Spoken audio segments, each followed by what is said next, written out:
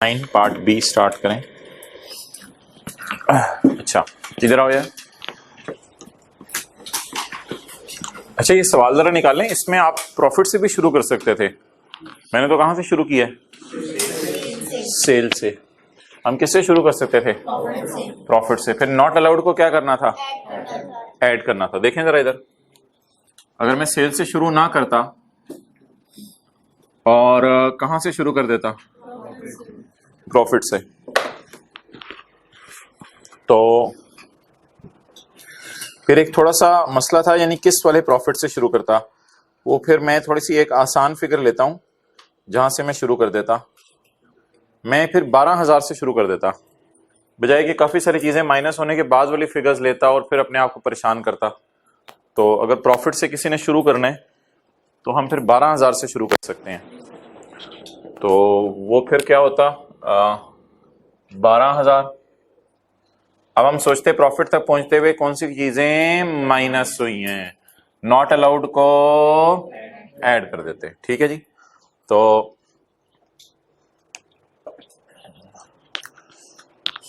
150 not allowed, 300, 200 और 500 ये फिलहाल नॉट अलाउड है, नीचे जाके अलाउ हो जाएगा। तो 150 नहीं बताना आपने, मैं देख लेता हूं, रहने दे आप। 150, 300, 200, 500 फाइन की तरह है ना ये, यानी कि माइन प्रॉफिट तक पहुंचते हुए माइनस हो चुकी हैं। 150, 300, 500। देखिए जरा टोटल करें, 13150 आ गया। तो दिन के दिल में आ रहा था कि प्रॉफिट से शुरू कर दें, तो फिर नॉट अलाउड को उन्होंने क्या करना था? ऐड करना था। इस पैटर्न पे जिनका दिल चाह रहा था, मैंने तो इस पैटर्न पे सॉल्व किया। तो मेरे ख्याल से कोई इतना मसला नहीं था, लेकिन बेहतर है कि अकाउंटेंट ने अगर सेल से चल के किया है तो हम भी उसको सेल से करके ही दे आए। दोनों तरीके बहरहाल आपके सामने। ओके, निकालें जी चैप्टर 23 जी। अस्सलाम वालेकुम। नहीं, कितने हैं मेरे? नहीं। अच्छा ठीक है, ठीक है, ठीक है, ठीक है। 70, हाँ 70, 75। ओके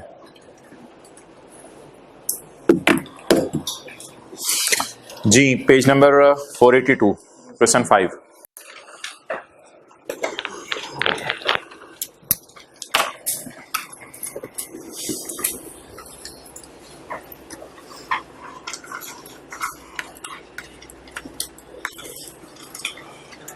जी, आटा घर में आया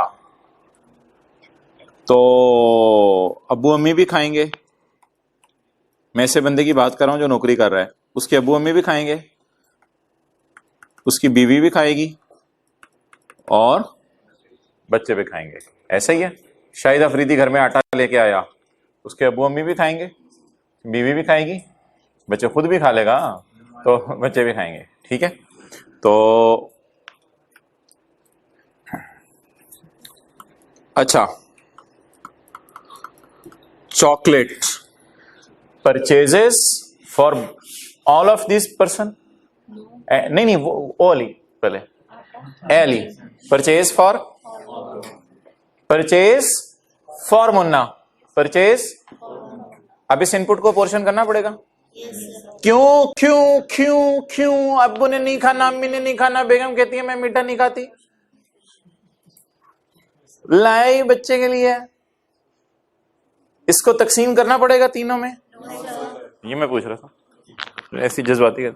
अच्छा, तो परचेज फॉर, लेकिन मेरे ख्याल से जो चीज परचेज घर के लिए सबके लिए होती है ना, उसमें बताना नहीं पड़ता कि सबके लिए, वो बस फ्रिज में रख दी जाती है, हर आता जाता खाता रहता है। लेकिन जो परचेज किसी के लिए हो तो फिर बताना पड़ता है। क्या मैं कह सकता हूं परचेज फॉर बच्चे, परचेज फॉर बच्चे, परचेज फॉर बच्चे, समोसे, अब वो मैंने कहा घी बड़ा है बेटा। परचेज, परचेज फॉर बीवी बच्चे, परचेज फॉर बीवी बच्चे। ओके, अच्छा एक न्यूमेरिकल है, वो आपको ना भूल ना जाए, वो जो उसकी बड़ी फिक्र रहती है। चैप्टर 22 का जरा आखिरी सफा निकाले, ये मुझे बड़ा पसंद है ये पेज 465, पेज 465। अच्छा, अगर आप टैक्सेबल सेल्स डॉलेंस को सरासिफ को करे थे, जीरो रेट सेल राना टोंगा को गाड़ियां करे थे, और एग्जाम सेल छोटी छोटी 10 लाख की गाड़ियां, या वो मिसाल गलत हो गई हुई थी, होली कुरान बना के आप बेच रहे थे, ठीक है। अब अगर आप को पेपर में सवाल आ जाए परचेजेज ऑफ रॉ मटेरियल, बस पकड़े तीनों पे पोर्शन करें, कोई मसला नहीं। परचेज ऑफ रॉ मटेरियल जैसे परचेज ऑफ आटा। लेकिन अगर पेपर में सवाल आ जाए परचेज फॉर एग्जेम्प्ट सेल, देखा नहीं आपने, परचेज फॉर एग्जेम्प्ट सेल, तो उसको पोर्शन करने की जरूरत नहीं है, वो सिर्फ किस सेल में इस्तेमाल होगी। अच्छा, परचेज फॉर, मैं बताऊंगा, ये लें, purchase for taxable sale, purchase for taxable include zero, जाके डेफिनेशन देख लें, जाके डेफिनेशन देख लें, ये टैक्सेबल एट 17% है, ये टैक्सेबल एट 0% है। परचेज फॉर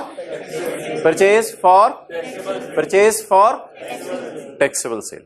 तो अगर खाली टैक्सेबल का लफ्ज आ जाएगा तो वो तो फिर उसमें जीरो भी होगी और 17% वाली भी होगी, क्योंकि ये आपको पता है 17% वाली है, और ये टैक्सेबल तो है लेकिन कितने परसेंट पे, 0% पे। तो क्या कोई परचेज किसी सेल के लिए खास हो सकती है? चॉकलेट, समोसे किसी के लिए खास हो सकते हैं, और जिस परचेज के साथ कुछ भी ना लिखा हो वो सब में। अच्छा, मशीन में भी इसी तरह हो सकता है, मशीन बॉट फॉर कुरान सेल, मशीन बॉट फॉर कुरान सेल। अब उसको क्या करेंगे, पोर्शन करेंगे, करने की जरूरत नहीं पड़ेगी, उसमें तो पता है आपने किस मकसद के लिए खरीदी। ये वो कॉन्सेप्ट था जो आपको देना था, इसके लिए आपको बुलाया था। अब सवाल शुरू करते हैं। अब सीरियसली न्यूमेरिकल तो आसान सा है। अब हमने देखना है अगर परचेज में हमें बता दे फॉर, यानी परचेज किसके लिए है, तो फिर उसको उसी के लिए इस्तेमाल करेंगे। तो ये आज के सवाल में कॉन्सेप्ट है। आपने शायद अभी नजर भी मारी हो, परचेज के साथ कुछ लिखा हुआ था, फॉर कुछ, ये अभी तक किसी सवाल में नहीं लिखा हुआ था।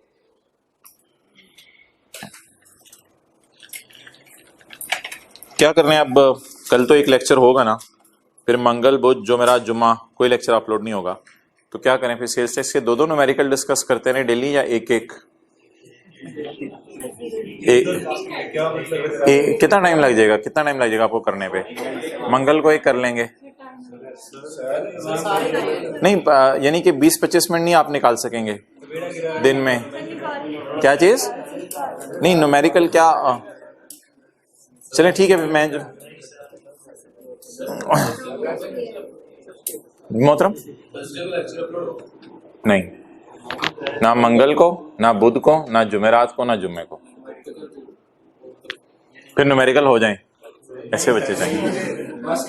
Okay, I will decide tomorrow. जी कल किस किस ने नहीं आना?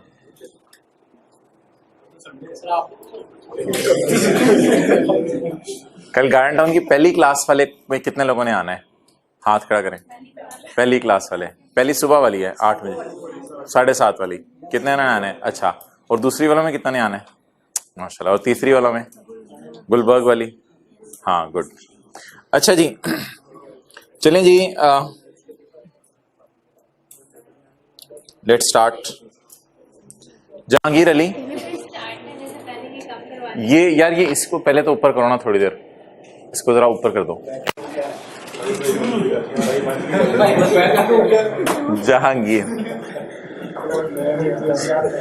Jahangir Ali is registered under sales tax act 1990। जे runs multiple businesses. Level check कर रहे हैं आप जहांगीर का? Following information has been expected for the month of February 2017. तो लेट्स स्टार्ट.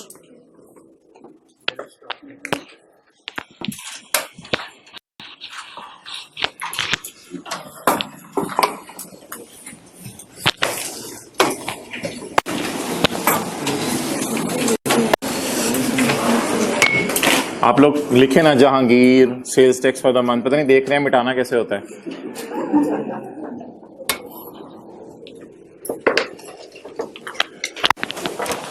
जहांगीर अली, अली भी है, वो है इसके.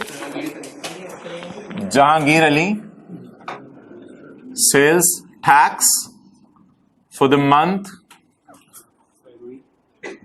फेब भाई, for the month of February. Okay.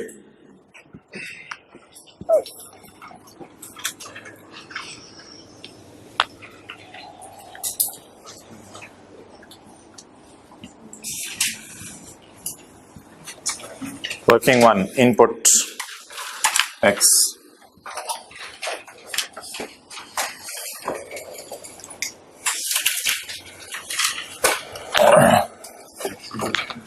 इसमें अदर्स और मशीन, पता नहीं कितनी जगह छोड़नी है. अच्छा, अदर्स और मशीन. अच्छा, वर्किंग 2 ना नीचे अपोर्शनमेंट मैं इधर नहीं करा, इधर वर्किंग 3 में कर लेता हूँ. वर्किंग 2 की भी बताते हैं. वर्किंग 3 कौन सी होती है?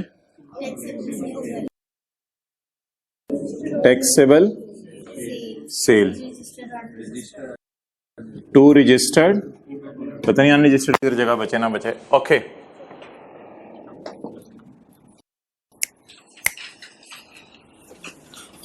इसको ऐसे कर लेते.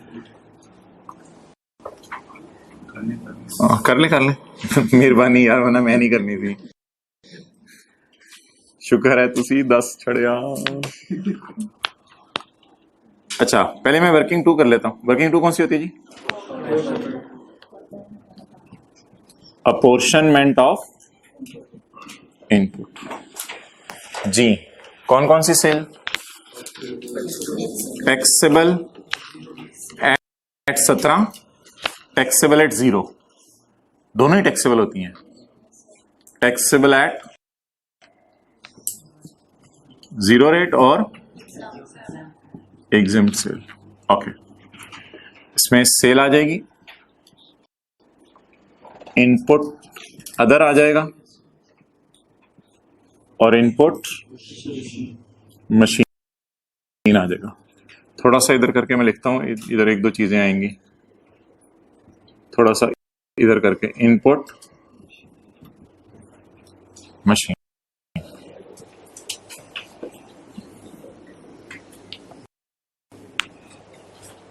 ओके.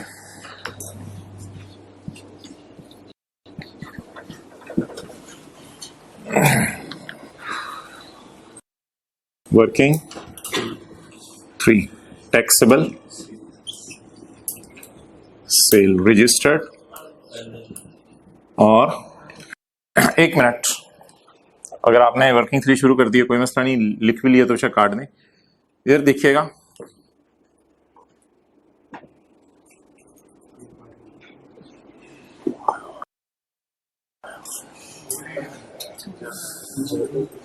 मार्केट में नहीं आई, मार्केट में नई वर्किंग 2.1, 2.2, वो जो खास चीजें हैं किसी के लिए लाए हैं, उनको वर्किंग 1.1 में नहीं हम ले जाएंगे, वर्किंग 2.1 नहीं कुछ कर दिया करेंगे. तो बेशक 7-8 लाइनें इधर छोड़ दें.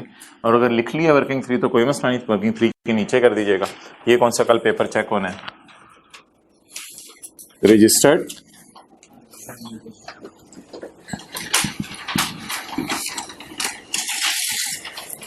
अनरजिस्टर्ड.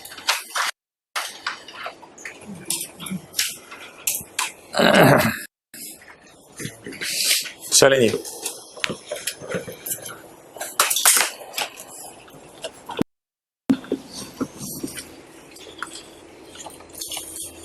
हाँ जी, 0 बोलो. 17 + 3%.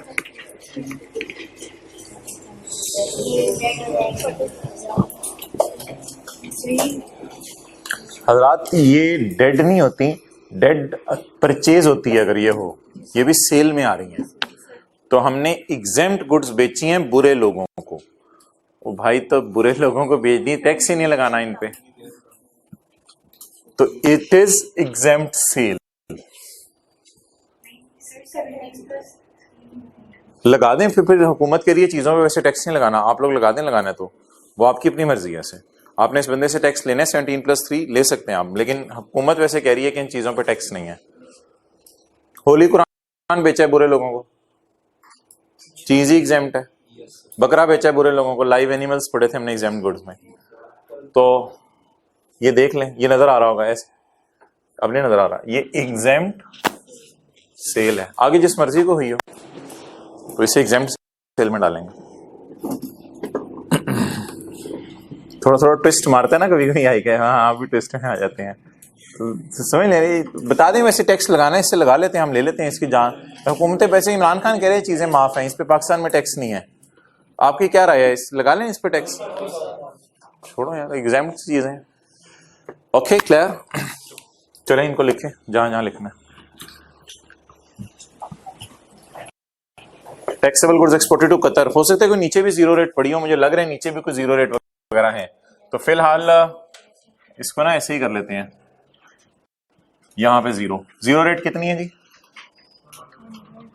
मैं देख आता हूं, कोई 100।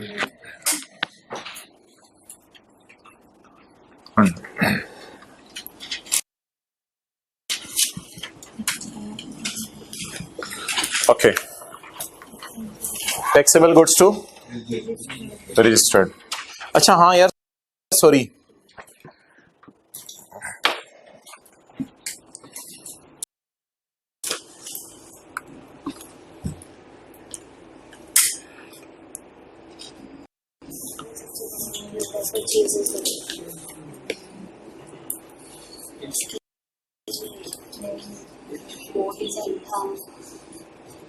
तो जरा देखें किस किस फिगर में मसला है, और भी कहीं इंक्लूड लिखा हुआ है कहाँ? क्लियर? तो किस किस फिगर में मसला है जिसको हम आउटर कॉलम में डायरेक्ट नहीं लेके जा सकते, शायद सेट करके लेके जाना पड़े। Sale of taxable goods to, sale of taxable goods to registered customer. एक तो इसमें मसला है, इसको हम आउटर कॉलम में डायरेक्ट नहीं लेके जा सकेंगे, शायद कुछ सेटिंग करनी पड़े। Next, taxable goods to unregistered customer, taxable goods to unregistered customer, इसमें भी मसला है।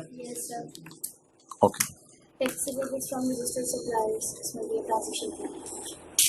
Taxable goods purchased from registered, तो purchase from registered supplier. Export include और एग्जेम्प्ट सेल इंक्लूड, इसमें भी एग्जेम्प्ट सेल में भी मसला है और एक्सपोर्ट में भी मसला है। क्लियर? इसलिए मैंने 100 को इनर कॉलम में लिख लिया। क्लियर? ओके, चलें जी। इस 750 टैक्सेबल सेल टू, ये मैंने टिक क्यों लगाए हैं? ये इनर कॉलम में लिख लेंगे, इनर कॉलम में, क्योंकि इनमें कोई ना कोई मसले हैं। तो taxable sales to registered customer. जी बता दें कितनी सेल है? 750। और टैक्सेबल गुड्स टू, इसमें भी मसला है।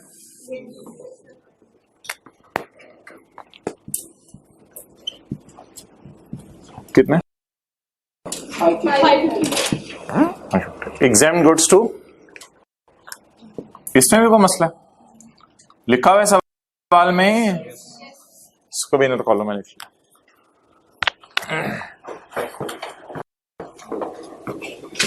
नोट कर लें यहां पर।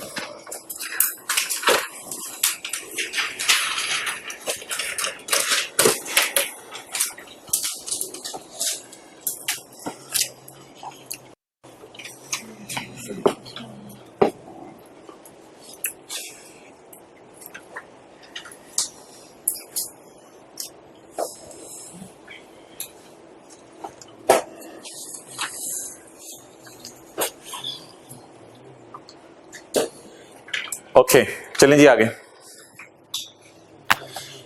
टैक्सेबल गुड्स फ्रॉम फॉर आगे लिखा हुआ है परचेज किसके लिए किया है?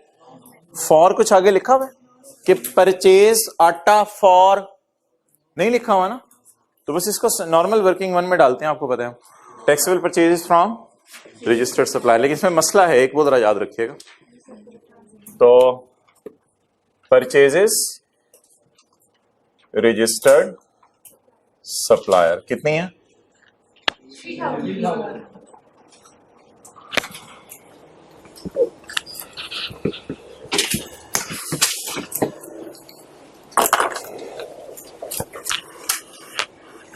जी इधर देखें,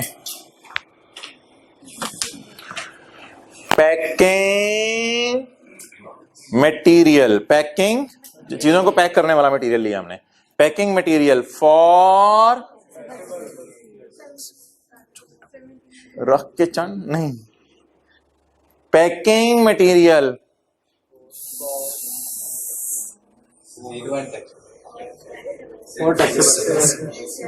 packing material for taxable cell.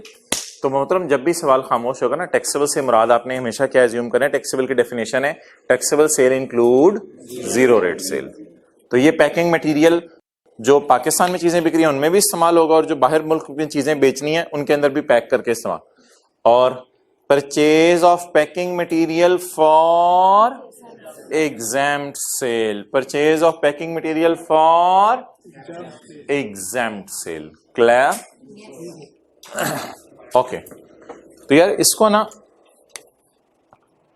Purchases को हम वर्किंग वन में लेके जाते हैं, लेकिन ऐसी मेरी सजेशन है वर्किंग 2.1 खोल लेते हैं, वहां पे ले जाते हैं, ताकि याद रहे ये चीज किसी बंदे के लिए खास आई है। अब पकड़ लें जी, purchase for from registered supplier for taxable sale और for exempt cell.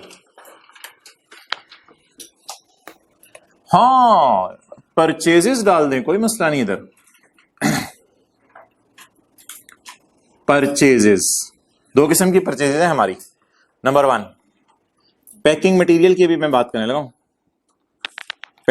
Purchases of बोले पैकिंग परचेज के लिए कौन सी वर्किंग है?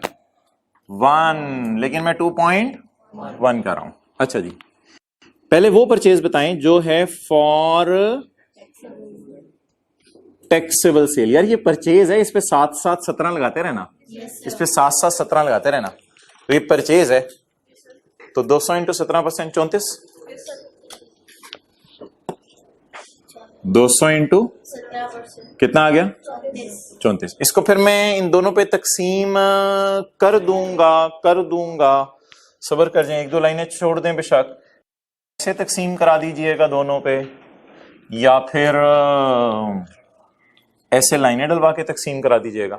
लेकिन इसको परचेज पे 7-7 17 वर्किंग 1.1 खोल लो if you are comfortable in this. Working 1.1 में बीच में नहीं डालना, क्योंकि वर्किंग 1 का जो टोटल आना है उसको मैंने कितनों पे तकसीम करना है? 3 पे तकसीम करना है। ठीक है, तो इसलिए फिलहाल जो है ये मुझे जो अलग से चीज मैं किसी के लिए लाया हूं, ये मुझे अलग से पड़ी रहने, तो घर में मैं साइड पे रख लेता हूं। तो इस चीज को पहले घर में लाके जरा साइड में रख लें, फिर देखते हैं किसके लिए है। अभी ये ना बुलाएं कि किस किस को देनी है। अभी चीज को 7-7 17 लगाते रहे परचेज को, बस वो मेरी बात याद रखें, 7-7 17 लगाते रहे। अच्छा जी, ये परचेज किसके लिए होगी हजरात?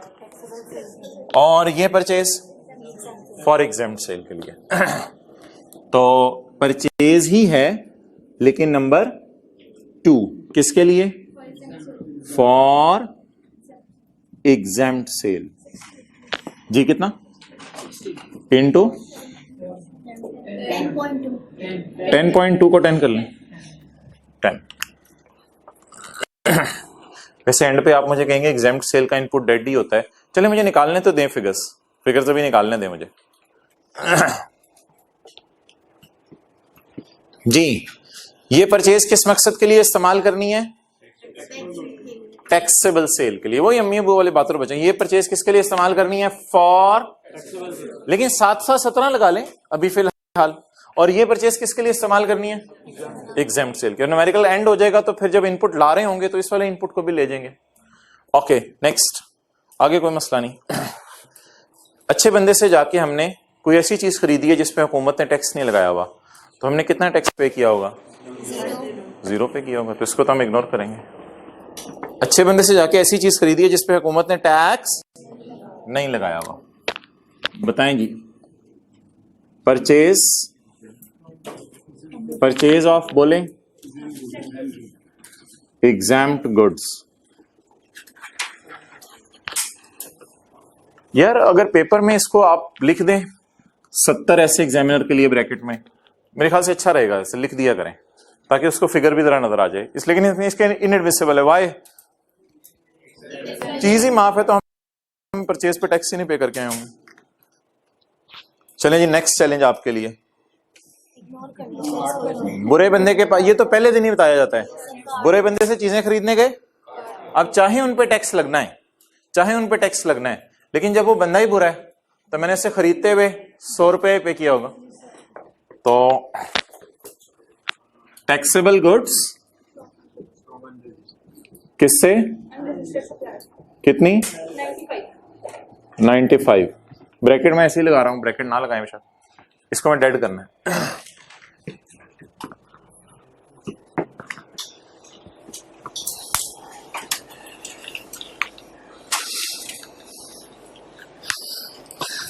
आ जाओ यार इधर।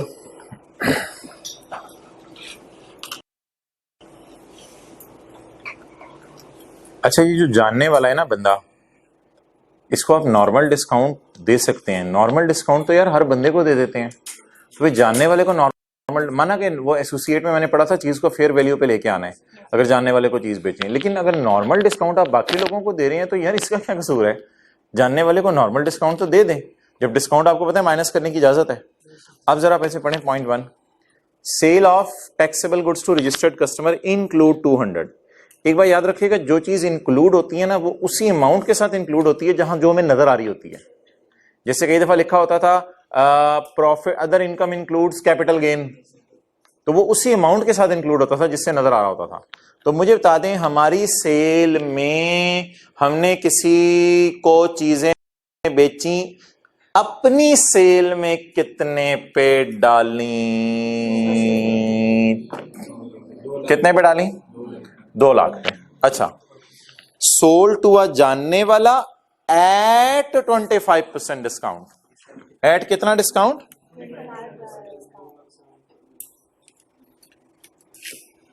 अच्छा, ये इसको कितना डिस्काउंट दिया है? तो सेल करते हुए इससे पैसे कितने लिए होंगे? 75%। वैसे आम लोगों को कितना डिस्काउंट देते हैं, तो उनसे कितने पैसे लेते होंगे? इस तरह का एक दफा थ्योरी का सवाल करवाया था आपको।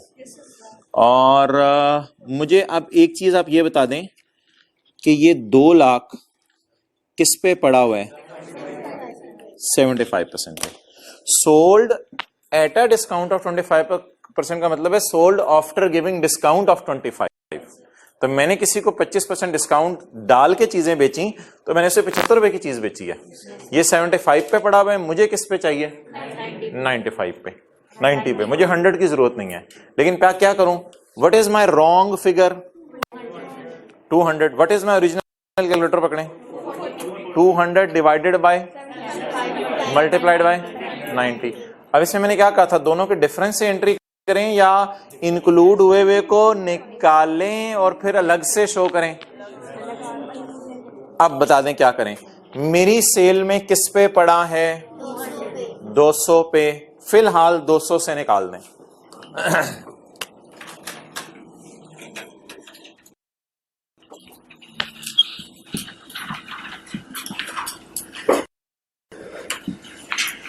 अच्छा जी, पड़ा किस पे होना चाहिए? 200 डिवाइडेड बाय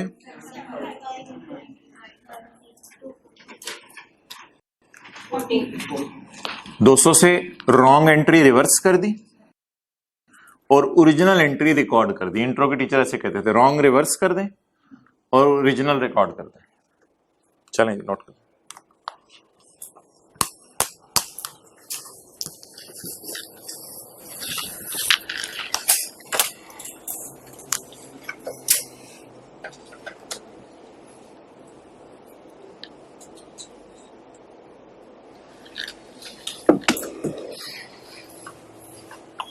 चलो भाई इधर आ जाओ। ये वीओएस की डेफिनेशन थी, ये जो हमने डिस्कस किया। Taxable goods to unregistered customers, taxable good to, from नहीं टू, इसकी बात हो रही है, टू वाली, फ्रॉम नहीं। Taxable good to unregistered customer include goods worth ₹2 lakh sold to छोटी सी इंडस्ट्री इन बेला। बेला किधर है? पाकिस्तान में है भी। प्लीज ये ना कहिएगा एक्सपोर्ट सेल में ना डाल दीजिएगा वहां के लिए। बेला। The rest of the goods were sold to तलीमी इदारे इन जोब। अच्छा, ये भी पाकिस्तान में है। ओके पता नहीं जज्बाती हो गया था एग्जामिनर इस बार। बेला, जोब, करेला। अच्छा,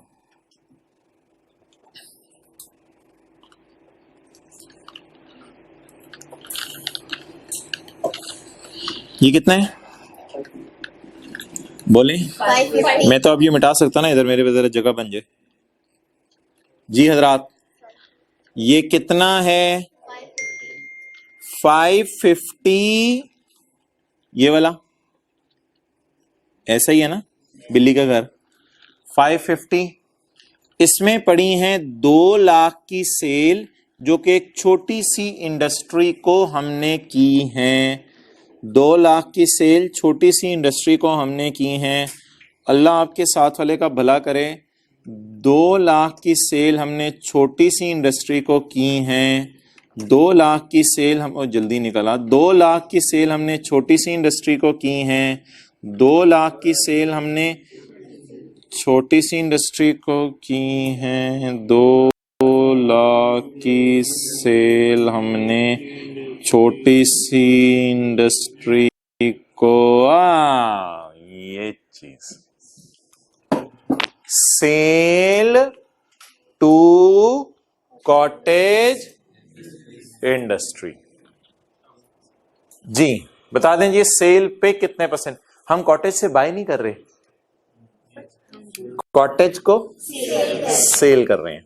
तो sale of goods to cottage industry. बताएं इस पे कितना लगाना है? 17%।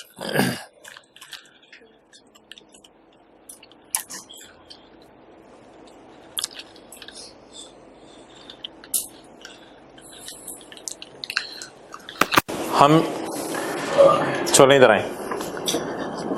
हमने 550 कहां रखा हुआ है? अगर ये इधर पड़ा रहा तो इस पे 3% ज्यादा लग जाएगा। ये पकड़, ये पकड़, ये पकड़, माइनस, बोले बोले बोले, यहां से निकाल दें। हाँ मैंने माना रजिस्टर्ड नहीं है, लेकिन यार ये कैटेगरी ना 17 वाली है ना, बस कोई नहीं, 17 वाली कैटेगरी में बस आपने लाना है। तो इसको बस अदर देन अनरजिस्टर्ड नाम लिख दें, जो भी आपको किसी अच्छा सा नाम करना है अदर देन अनरजिस्टर्ड करते हैं, लेकिन अनरजिस्टर्ड में ना रखें इसको। तो सेल टू, ये रिक्लासिफिकेशन है, ये रिक्लासिफिकेशन है। सेल टू कॉटेज इंडस्ट्री कितनी जी? 200।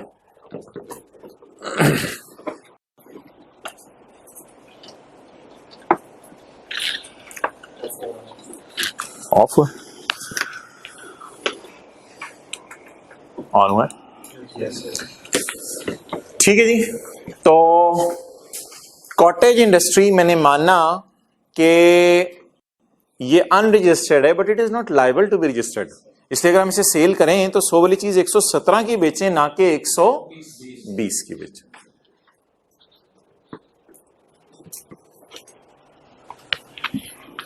ओके आगे बढ़े, उसी एडजस्टमेंट में भी रहें।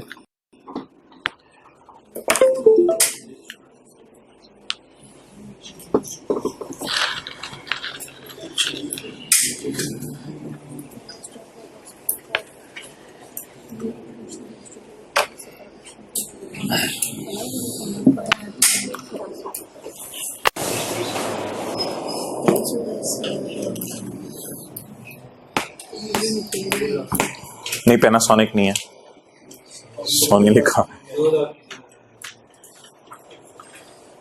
Okay ji. द बकाया 350, 10, 550 minus 200. 550 माइनस 200. कितनी? 350. द बकाया, यानी अंडरलाइन करें, द 350, द बकाया। अब और किससे बकाया निकालें? ऊपर पड़ी हुई एक ही फिगर है।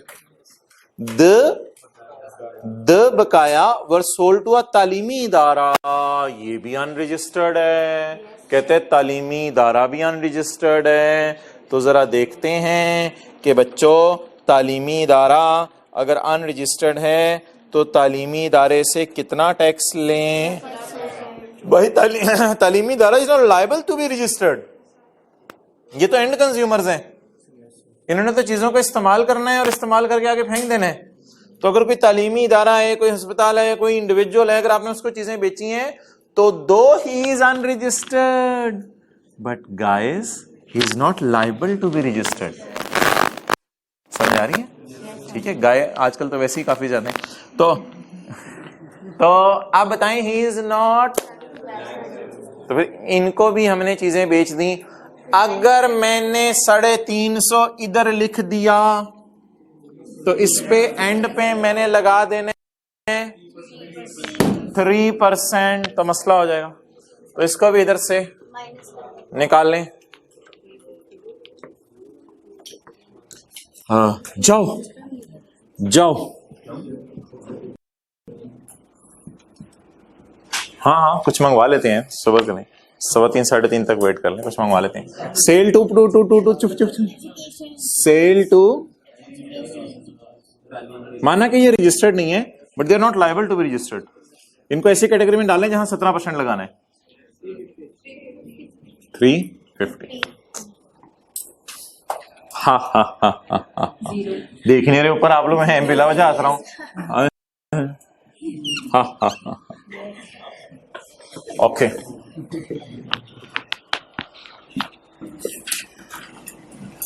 तुझे बड़ी ऐसी आती है।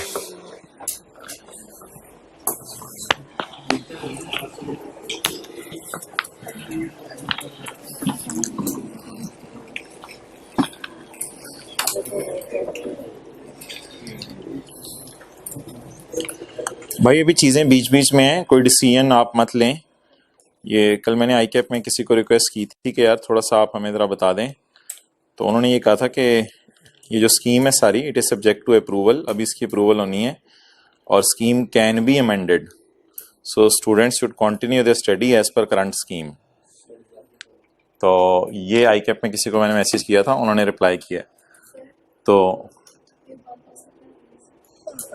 एसी बंद कर दो यार। मैंने समझा कि अच्छा चलें, अब वापस आ जाइए। पॉइंट थ्री पे रोशनी डालें। तो पॉइंट 3 आपने मुझे करवाना है, जीओटी जिसकी शर्ट पे लिखा हुआ ना, क्योंकि ये सवाल आपने मेरे से पूछा था, मैंने कहा था न्यूमेरिकल्स में आएगा। पॉइंट 3 आपने मुझे करवाना है। जाके डब्बा खोल लें वो।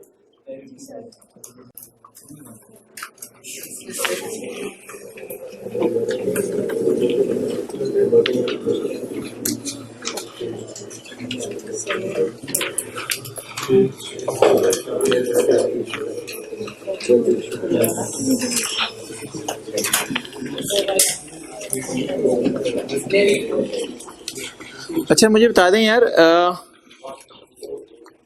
हम जेए हैं, ऐसा ही है, और हमारे किसी कस्टमर की बात हो रही है, तो फिर बात सेल की बातें हो रही होंगी, परचेज की?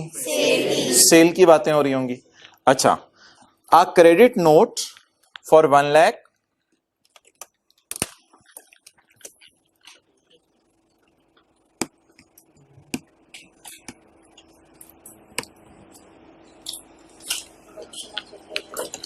A credit note for 1 lakh was issued by us, by seller. हम सेलर हैं। A credit note was issued by seller on reduction of sale price. तो on reduction of sale price, तो ये सिनेरियो बन रहा है fourth वाला, on reduction of sale price. Credit note issue किया हमने क्योंकि हम सेलर हैं,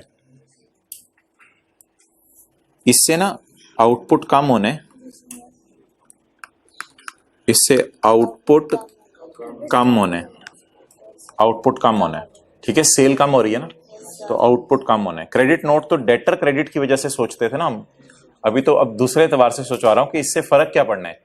इस एडजस्टमेंट के करने से डेबिट क्रेडिट नोट की एडजस्टमेंट से या आउटपुट पे फर्क पड़ता है या इनपुट पे. सेल कम होगी तो आउटपुट कम होगा, आउटपुट कम होगा तो हुकूमत को नुकसान होगा. तो ये एडजस्टमेंट हम कितने दिनों में कर सकते हैं? 180 डेज में. तो जी मोहतरम,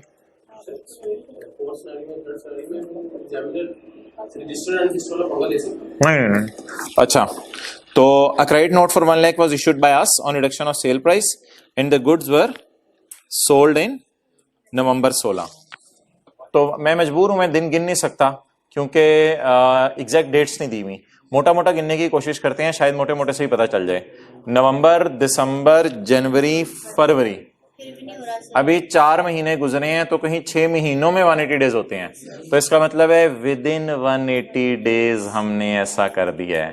तो बताएं वेयर आउटपुट इज रिड्यूस्ड.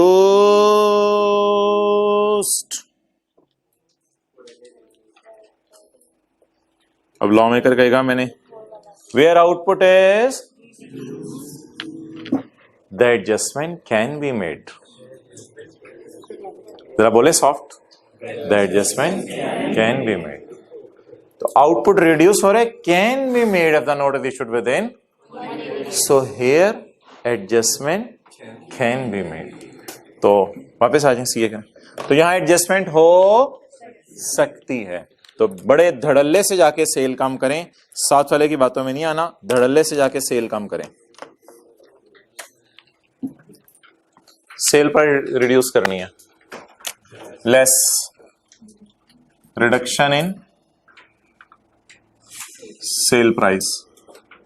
जी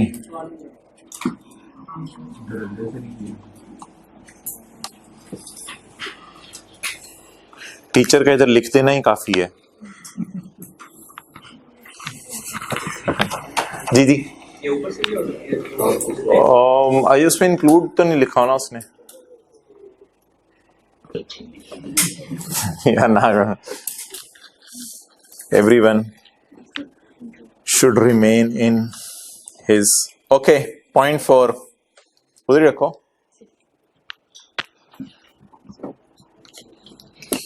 आ जाओ यार, ये परचेजेस में बड़ी चीजें इंक्लूड हो जाती हैं. सेक्शन 8 मशहूर जमाना सेक्शन है, सेक्शन 8. तो परचेजेस में जब भी कोई चीजें इंक्लूड होते हैं, सेक्शन 8 तो हैवी सेक्शन है. तो धड़ाधड़ धड़ाधड़, देखें इसे कहते हैं धड़ाधड़ धड़ाधड़. Taxable goods purchase from Mrs supplier include a new electronic cash register. ये वो मशीन होती है छोटी सी दुकानों पे पड़ी है जो कैश सेल का रिकॉर्ड रखती है, जो कि ऑपरेशन में भी आ गई, यानी इस्तेमाल भी होना शुरू हो गई फरवरी के अंदर. तो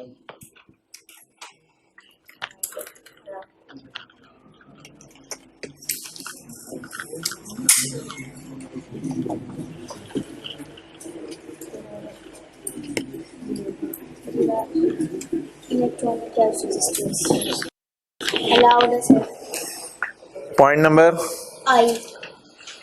Section 8. But excluding electronic cash register. तो इस परचेज पे 17% लगाने की इजाजत है, बिल्कुल है. अच्छा एक बात याद रखिएगा, ये ना कैपिटल गुड्स होती हैं, यानी ये कोई 1 साल का फायदा नहीं देती. तो 2 चीजें हमारे सिलेबस में कैपिटल गुड्स हैं, एक तो मशीन और दूसरा इलेक्ट्रॉनिक कैश रजिस्टर. इन दोनों का आपने इनपुट अलग रखना है. ये कैपिटल गुड्स इसलिए कि ये 1 साल से ज्यादा का फायदा देती हैं. और सेक्शन 8B कहता है input tax on fixed assets shall not be restricted to 90% of output. तो यहां मैंने आपको मशीन और इलेक्ट्रॉनिक कैश रजिस्टर लिखवाया हुआ है. अगर किसी ने नहीं लिखा हो तो जाके लिख ले. मशीन और इलेक्ट्रॉनिक कैश रजिस्टर को इकट्ठे लेके चलना है. हो सकता है किसी क्लास में ना लिखवाया हो, एहतियातन देख लें जाके. मशीन और इलेक्ट्रॉनिक कैश रजिस्टर. जी बताएं जी, ये परचेज में पड़ा है तो एक रिक्लासिफिकेशन की एडजस्टमेंट है। अगर इसको इधर पड़ा रहने दिया ना तो फिर इस पे लग जाना है, जो भी इस पे लगना है ये इधर आके इधर आ जाएगा और ये 90% की रिस्ट्रिक्शन वाले रूल से गुजरेगा। तो इसलिए इसको यहां से निकालें। कितना? मशीन एंड इलेक्ट्रॉनिक रजिस्टर, यानी इनपुट ऑन कैपिटल गुड्स, ये भी लिख सकते हैं इनपुट ऑन कैपिटल गुड्स जी। इलेक्ट्रॉनिक रजिस्टर जी हजरात 200 इंटू 7 7 17 लगाएं 4.5।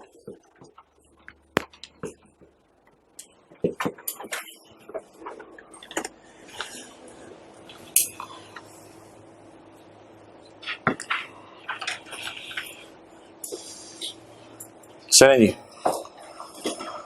आ जाए इधर।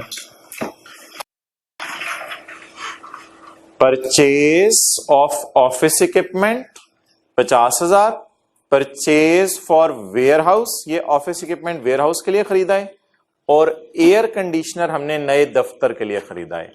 मोहतरम ये मशीन नहीं है कि जिस परचेज पे मैं 17 लगा दूं, और ये तो नहीं लिखा हुआ purchase of office equipment and air conditioner for sale.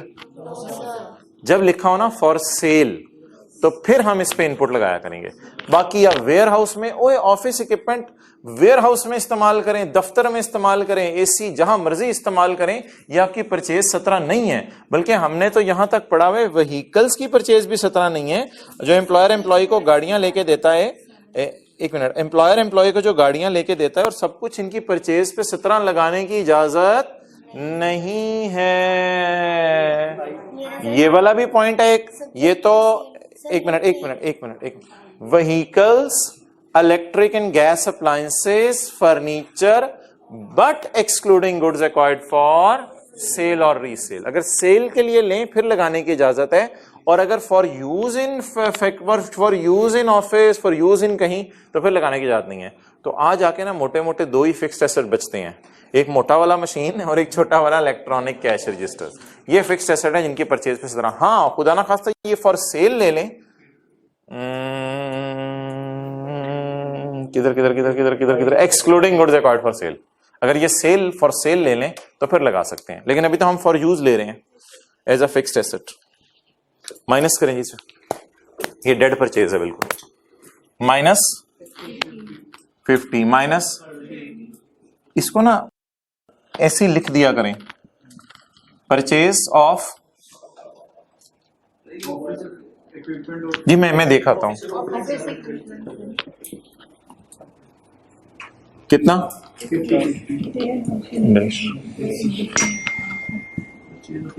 Purchase of AC कितना 30.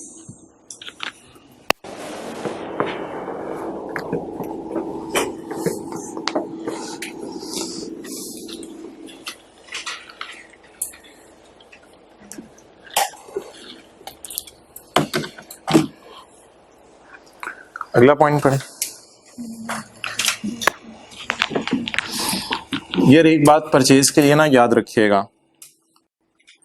अगर आप हजरात आज सारे तशरीफ ले हैं ना हिम्मत करके, परचेज के लिए एक बुनियादी असूल याद रखिएगा। परचेज तब तक रिकॉर्ड नहीं हो सकती, पेज 449 पर। ये फिक्रा ना कुछ बच्चों को समझ नहीं आ रहा, ये जरा देखें लफ्ज क्या लिखा हुआ है। ये वो जो था हमारे पास, बिल होना चाहिए, गुड डिक्लेरेशन होना चाहिए और ट्रेजरी चलाना होना चाहिए। अ रजिस्टर्ड पर्सन माइनस नहीं कर सकता इनपुट जब तक के वो बिल होल्ड ना कर ले। ये तो मुश्किल इंग्लिश है, आसान इंग्लिश नॉट, मैं मिसाल दे रहा हूं, नॉट और अनलेस मिटा दें। A registered person shall be entitled to deduct input if he holds a bill. या मुश्किल English, a registered person shall not be entitled to minus input unless he holds a bill। तो purchase record करने के लिए एक basic और pre requisite है कि आपके पास परचेज का बिल पड़ा होना चाहिए। चलें,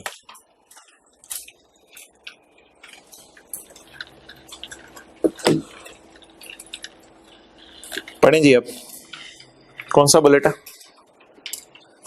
third. An amount of rupees 30,000 paid for purchase of material, ये पड़ी हुई है परचेजेस में, 30 पड़ा हुआ है परचेज में। However, only 30% of goods were received in February, for which bill has been issued by supplier.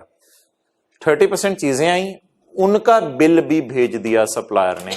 एक बात क्या इंप्लाइड है इससे कि 70% चीजें भी नहीं आई, चीजें आना को कभी छोड़े, 70% के बिल भी नहीं आए। तो लिखें we do not hold bill for 70%, we do not hold bill for 70%।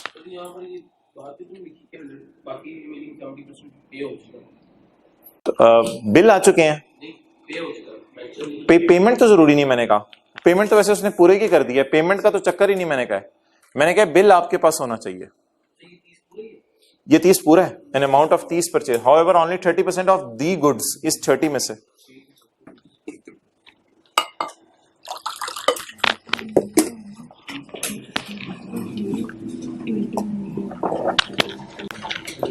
अच्छा, अगर सवाल कह रहा है कि 30% के बिल सप्लायर ने दे दिए हैं, तो इसका दूसरा मतलब क्या है? इस परचेज में से कितनी डेड करनी है? कैलकुलेटर पकड़े, 30,000 into 21,000 minus 21, purchase for which no invoice inadmissible. अगले महीने बिल आ जाएंगे, फिर रिकॉर्ड कर लीजिएगा।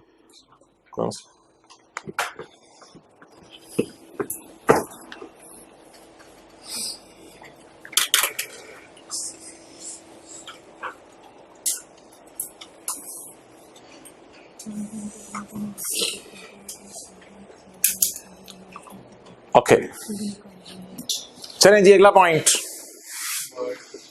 Wires and cables of 50 and electric and sanitary fittings of these items were used,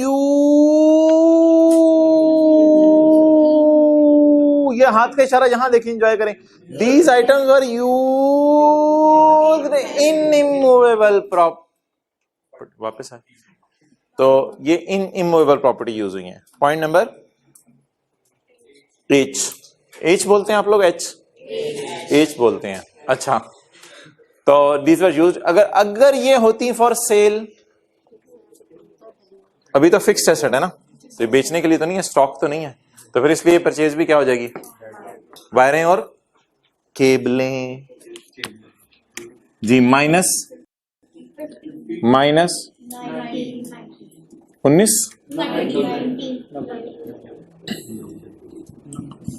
purchase of wires and cables 50 और 90 that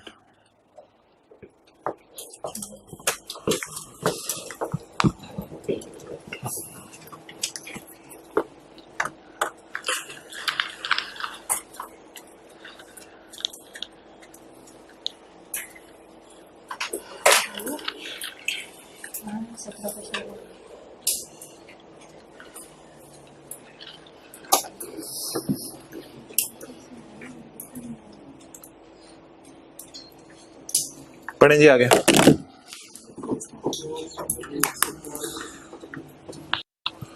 Exports includes sale of goods to retailer in export processing zone.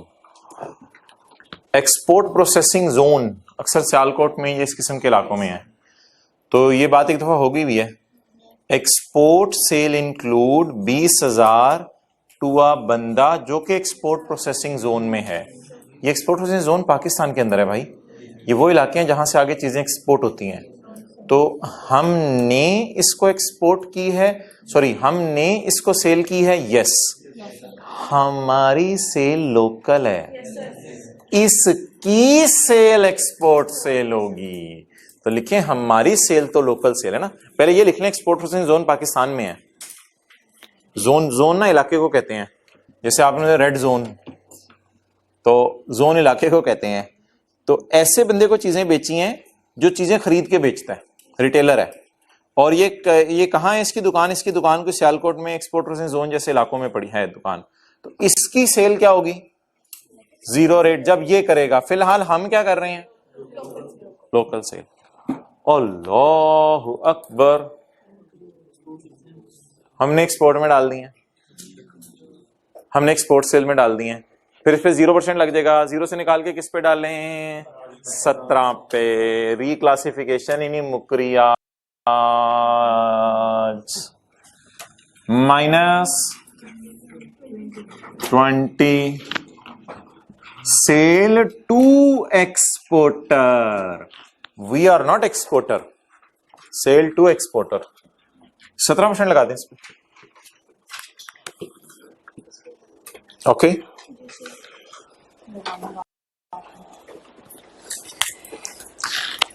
Cell पे तो 17 साथ साथ नहीं लगाना ना, cell पे तो एंड पे 17 लगाएंगे। 6 पढ़ेंगे।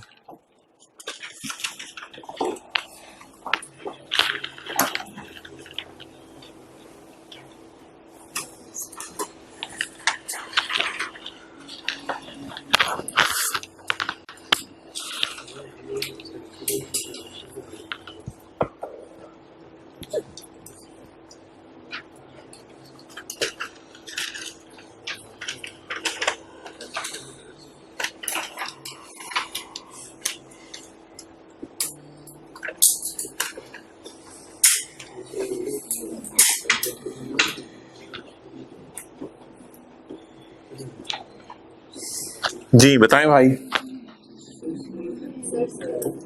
अच्छा एक मुझे चीज बताएं वैसे कि हमने पढ़ा हुआ है कि सैंपल सेल में चले जाते हैं। जैसे मिसाल के तौर पे कोई एक कंपनी है, उसने कोई काम शुरू किया है नया, तो उस कंपनी ने मिसाल के तौर पे पंखे बेचने हैं, तो वो अगर सैंपल के तौर पे कुछ कस्टमर्स को गिफ्ट कर दे, तो हमने पढ़ा था सैंपल या गिफ्ट भी सेल की डेफिनेशन में जाता है। अच्छा अब अगर एक कंपनी है, मिसाल के तौर पे उसने नई गाड़ियां, किया वालों ने पिकांटो गाड़ी जो है वो बेचनी शुरू की। अब वो पिकांटो गाड़ी जो है वो 2-3 डॉलेंस को और किसी और को, रॉयल फैन को, उन लोगों को एक सैंपल के तौर पे दे दे, तो वो टैक्सेबल होगी, वो टैक्सेबल होगी। वो सैंपल वाली को सेल समझा जाएगा और वो टैक्सेबल होगी, क्योंकि गाड़ियां इन इट सेल्फ टैक्सेबल हैं। लेकिन अब अगर एक बंदा होली कुरान बेचना चाहता है और वो बंदा होली कुरान जब बेचे तो उसने 100 वाला 100 का बेचना है, तो अगर होली कुरान के सैंपल बेच दे, बेचेगा तो नहीं, बांटेगा सॉरी, तो अगर होली कुरान के सैंपल बांट दे तो वो टैक्सेबल बन जाएगा। तो बोले टैक्सेबल सेल का सैंपल टैक्सेबल है और एग्जेम्प्ट सेल का सैंपल पढ़े। एग्जेम्प्ट सेल इंक्लूड बांटना of sample of exempt goods. तो एग्जेम्प्ट सेल में एग्जेम्प्ट गुड्स ही बांटी हैं, तो इस पे टैक्स लगा दें।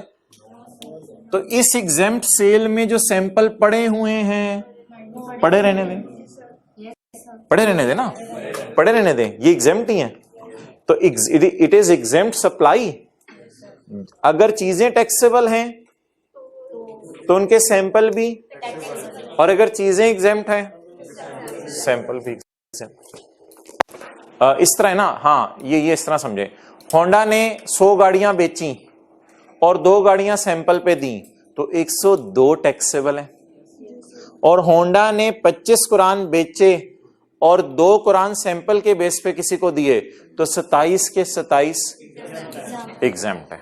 तो अब बता दें एग्जेम्प्ट सेल में एग्जेम्प्ट सैंपल का पड़े होना कोई मसला है? इसको इग्नोर कर दें। तो ऐसे बेशक पेपर में थोड़ा सा लिख दीजिएगा, यहां स्टार डालें, मेरे पास इधर जगह नहीं है, यहां स्टार डाल के 20 इज प्रॉपरली इंक्लूडेड, इसको एक्सक्लूड करने की जरूरत नहीं है। 50 पे स्टार डाल के यहां लिखते हैं 20 इज प्रॉपरली इंक्लूडेड। 20 या 10 है? 10 इज प्रॉपरली इंक्लूडेड।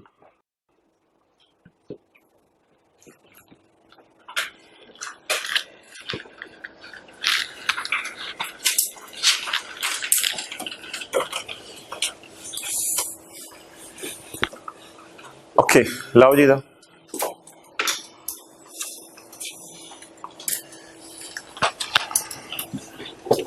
भाई आपको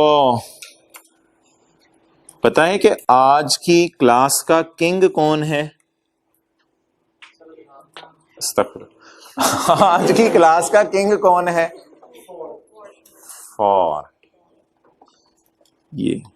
लेकिन शहजादो हर फॉर को नहीं पकड़ लेना हर फॉर को नहीं पकड़ लेना। जहां परचेजेस के आगे फॉर डलाओ उस फॉर को पकड़ना है। परचेज फॉर और फिर आगे मकसद बताए। अ मशीन कॉस्टिंग 50 इज इंपोर्टेड। चपेट मारने के लिए नहीं, हाथ घर में ऐसे हाथ रखने आपने और ऐसे लेके जाने। आप परचेज, आप परचेज फॉर कौन सी सेल?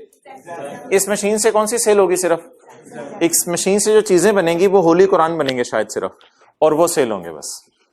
तो इसको भी लिख लें इधर। Working 2.2, working 2.2। परचेज क्या? पैकिंग मटेरियल या परचेज ऑफ मैकिन? नहीं, इधर मशीन इधर ना डालें आप। ये फॉर अगर मकसद आ जाए तो इधर अलग से परचेज ऑफ मशीन। मकसद बता दें। For examined cell.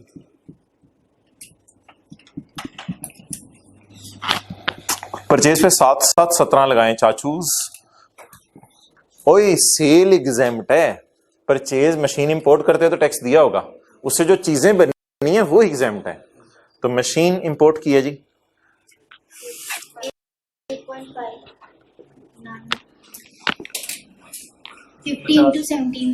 50 इंटू 8.5।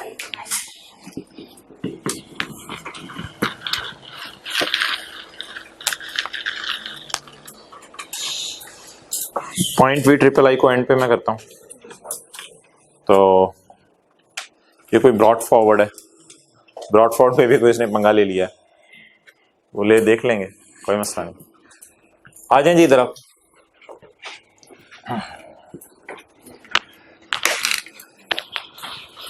करवाएं टोटल इंटू 17%।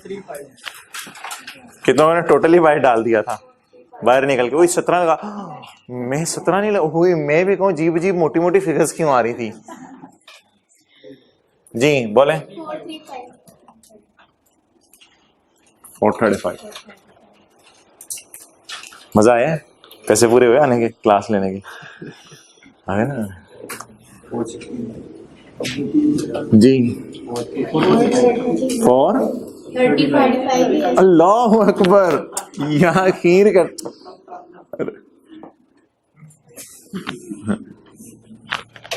अच्छा जी, अच्छा ये आटा है? ये सब आटा है ये, और ये भी आटा टाइप ही है जी। 34।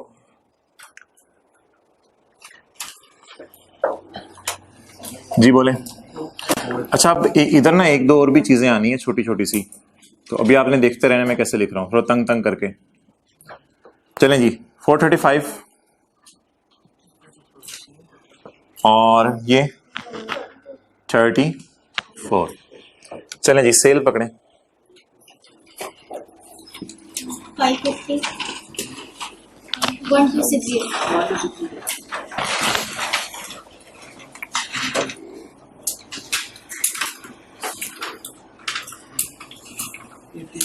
सारे देखें इधर, सारे देखें, साथ वाले को कोनी मारे नहीं देख रहा। ये 550 को पाई बाहर आ जा, ऐसे केला एज इट इज 50। छुटा छुटा 1390 नहीं, मेरा 90, हम सबका 90 नहीं 1390, हम सबका 90 1390। ओके यार छोड़ दे बॉल पेन, छोड़ बॉल पेन छोड़। अगर आप इस 34 को इन दोनों पे तकसीम कर दें तो खीर हो जाए। इस 34 को इन दोनों पे तकसीम कर दें किसी तरह तो खीर हो जाए कैलकुलेटर पे।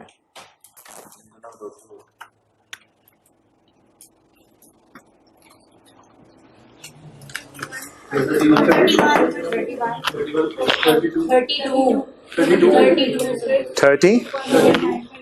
ओके, इसको किस किस पे आपने तकसीम किया है?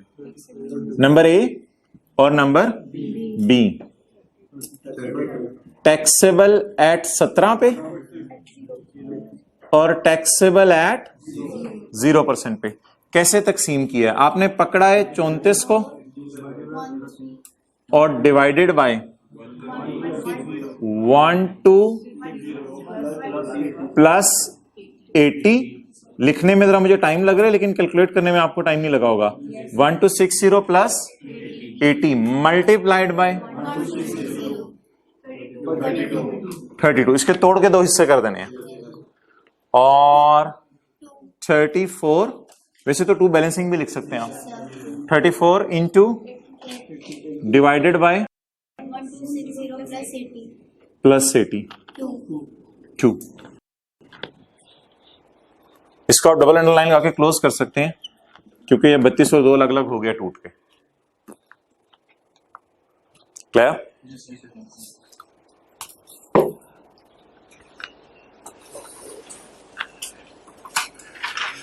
देख नहीं रहे थे सारे ठहरे? सारे देखें, सारे देखें।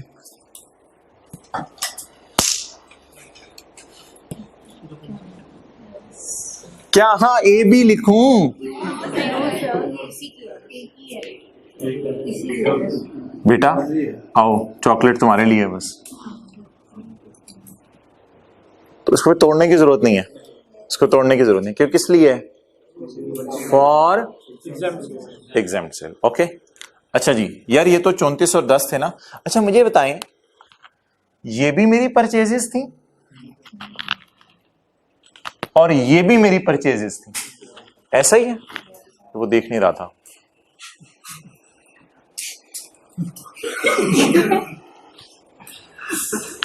ये भी मेरी परचेजेस थी, साथ साथ 17 लगाने, और ये भी मेरी परचेजेस थी। इन परचेजेस को तो तीनों पे पहले मुझे पोर्शन करवा दें, फिर इनका मैं बताता हूं क्या करना है। तो 435 डिवाइडेड बाय 1390 मल्टीप्लाइड बाय 1260। मशहूर जमाना फिगर ये आती है ना, फिगर 394। पता नहीं मैं क्यों थोड़ा सा इधर इधर करके लिख रहा हूं। 435 divided by 1390 multiplied by 20। 435 divided by 1390 multiply. अच्छा तो मुझे एकदम बोलने दिया पूरा। 16 वो जल्दी आ लोगों। 34 divided by 1390 multiplied by 1260। 34 divide by 1390 guys multiplied by 82। अब पॉइंट्स में अजीब अजीब चीजें जा रही होंगी, आप लोग परेशान हो रहे होंगे।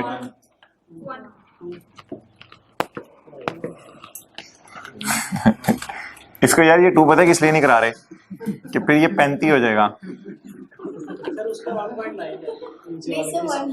1.2 पॉइंट्स के साथ लगवाएं, पॉइंट्स के साथ लिखवाएं। 1.2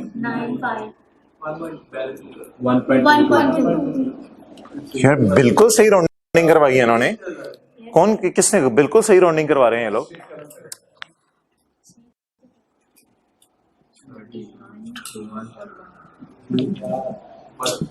$34 डिवाइड बाय 1390 मल्टीप्लाइड बाय 1260। अच्छा सारे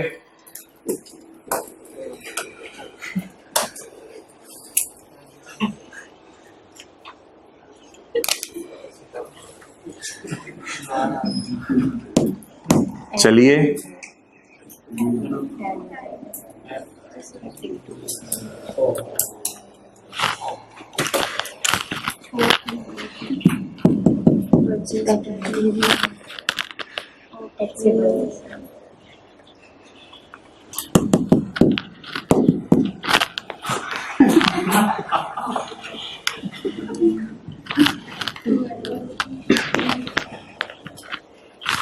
ओके 3202 ये हो गया। ये सिर्फ किसी एक के लिए है? पैकिंग मटेरियल है, मशीन वगैरह है? इधर ही रखें, मशीन में ना लेके जाएं। Plus 10 okay.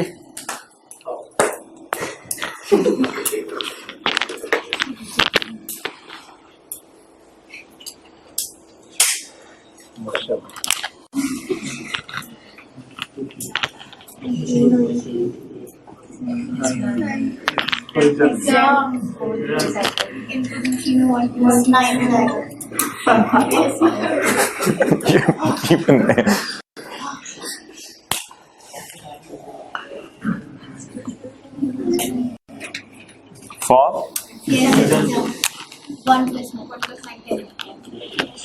ओके अब आप जरा टोटल करवा दें और फिर उसको फेस के ऊपर हम लेंगे चीज़ों।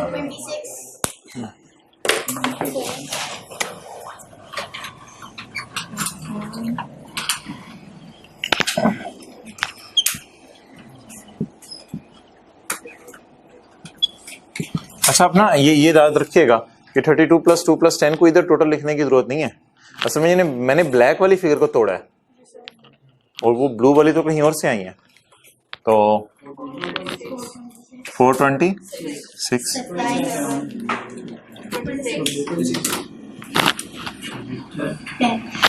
10 यहां तक नोट कर ले। वर्किंग 2 काट के दोबारा तो नहीं करनी पड़ी, जगह रखी हुई थी।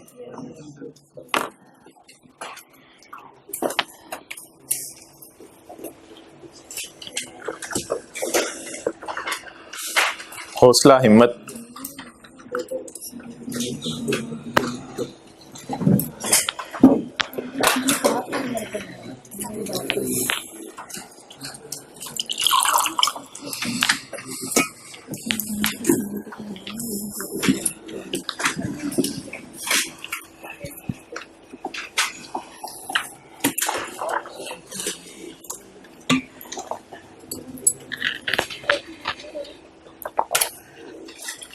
ओके।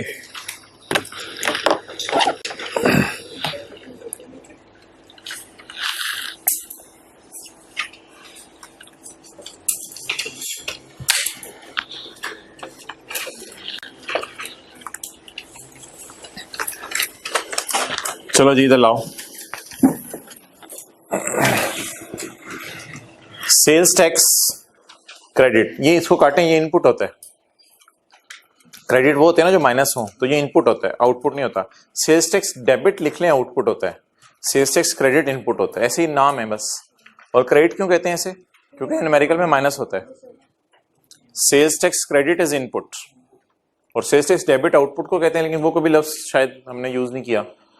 अच्छा, sales tax credit brought forward from January, ये वही मशहूर जमाना जनवरी, amounted to ₹240। This was inclusive of input of 1 lakh paid on a chemical which could not be used and was कौन सा तन? नतीजा तन। नतीजा तन तोड़ दिया इन फरवरी 2017। केमिकल तोड़ा तो नहीं होगा, उड़ाया होगा, डिस्ट्रॉय कर दिया है केमिकल को।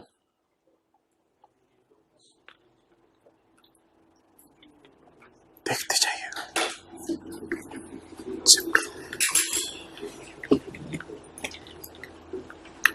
मैं आज आपको वहां लेके जाने लगा हूं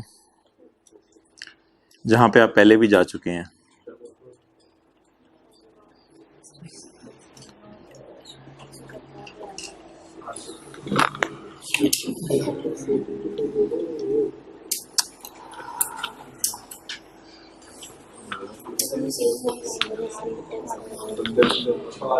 दिमाग पे छा रहा है, फील।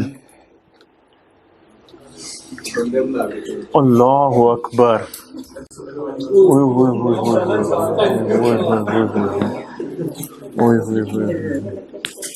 चलिए अभी ठहर जाए, बैठ। अच्छा अभी इसी को जरा destruction of the input credit on good destroyed shall not be admissible. कहता है डिस्ट्रॉयड गुड्स का इनपुट में माइनस नहीं हो सकता। बड़े टाइम पे आया भाई फोन। डिस्ट्रॉयड गुड्स का इनपुट माइनस नहीं हो सकता। अच्छा ये इनपुट ही नहीं है तो ब्रॉड फॉरवर्ड इनपुट नहीं होता। आप रात को सोते हैं सुबह उठते हैं तो बंदे होते हैं ना। तो इनपुट जो पिछले साल इनपुट था इस साल ब्रॉड फॉरवर्ड करें उसका नाम, खुद मजबूर करते हैं ऐसी मिसाल देने पे। तो ये इनपुट ही है ना। तो लेकिन कहते हैं इसमें कुछ ऐसी चीजों का भी इनपुट पड़ा है जिनको अब हमने डिस्ट्रॉय कर दिया है। तो बता दें यार क्या करें, सारे 245 को ही माइनस कर लेते हैं, इग्नोर कर दें इसे, माइनस कर दें क्योंकि इनका इनपुट डेड है ना। ऐसे क्यों देख रहे हो, बोलो ना, बात करो, मैं तो परेशान हो रहा हूं। आपके दिल में क्या आ रहा है, वजह बताए ना। 245 में ब्रॉड फॉरवर्ड तो लिख देता हूं, लेकिन कहते हैं कि 245 पिछले महीने कुछ इनपुट था, 90% रिस्ट्रिक्शन की वजह से हम माइनस, अब वो दिल चाह रहा था इस महीने माइनस कर लें, लेकिन पता चला जिस चीज का वो इनपुट था वो चीज हमने क्या कर दिया, डिस्ट्रॉय कर दिया। अब लॉ कहते हैं जो चीज डिस्ट्रॉय हो जाए, तबाह हो जाए, उसका इनपुट माइनस नहीं कर सकते। एक minute, one by one take up करें। तो क्या करूं, एक वन बाय वन बताएं जी, बताएं आप। हाँ बिल्कुल, सेल्स पे भी टैक्स नहीं देंगे। तो ये बिका तो है ही नहीं, अगर कहीं लिखा होता कि बिका है तो वो फिर बता देता हमें। सेल्स पे तो बिल्कुल ठीक बात है, सेल्स पे टैक्स नहीं देंगे, लेकिन कहीं लिखा हुआ कि ये सेल में डाल चुके हैं हम, तो बस एक बात तो लॉ में क्या लिखी हुई है, input on goods destroyed shall. तो इसका इनपुट, इस इनपुट में इसका इनपुट पड़ा हुआ है, माइनस कर देते, इतना से कर लेते। जैसे फेक इनवॉइस होती थी, परचेज में पड़ी होती थी, लेस कर देते थे। तो ये ब्रॉड फॉरवर्ड में पड़ा हुआ इनपुट। कल कल को ये भी सवाल आ सकता है कि पुराने महीने का कोई इनपुट है, बाद में पता चला उसमें 200 रुपए उसमें किसी फेक इनवॉइस का इनपुट पड़ा हुआ है, तो लेस कर दें। तो अच्छा रट्टा नहीं माना, अच्छा पड़ा हुआ है तो माइनस करते हैं। तो ये सेक्शन कौन सा था, रूल छोड़े चले। तो destruction of goods second last page था। तो अब ब्रॉड फॉरवर्ड इनपुट इसको नेट करके आएगा। क्लियर? चलें जी, फेस बनाएं।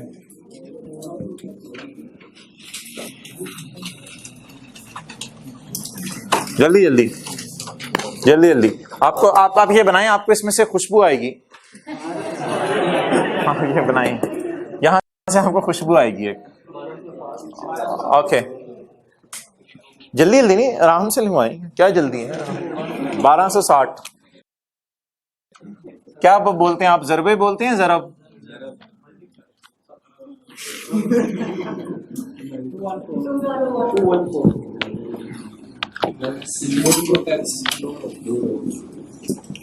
इनपुट अदर्स, इनपुट अदर्स यानी मशीन के अलावा वाला, लोअर ऑफ।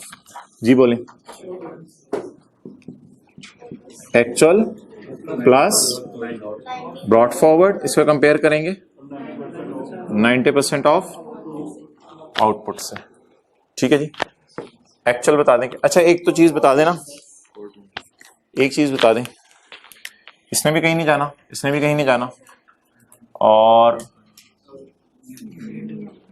ये भी सब फारिग हो गए।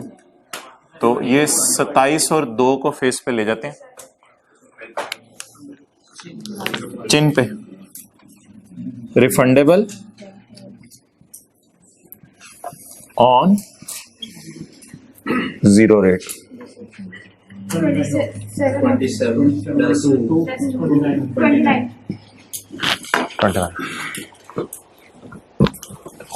अच्छा जी, ये तो चला गया 426 और 31,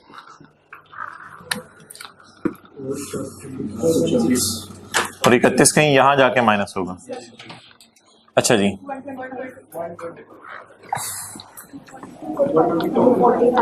था कितना, कितना डेड करना है, 120। ठीक है, मैं जाओ, काफी है जी। कितना है, 1 245 minus 120 शो करें ना इसे मेरे को, 220 245 minus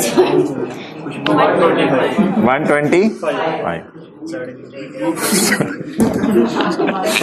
अच्छा टोटल बता दें। 550। 193 रिलैक्स 193। अच्छा जी, माइनस क्या करने को दिल चाह रहा था? 551, लेकिन कर क्या सकेंगे? सिर्फ बाकी कैरी फॉरवर्ड हो जाएगा।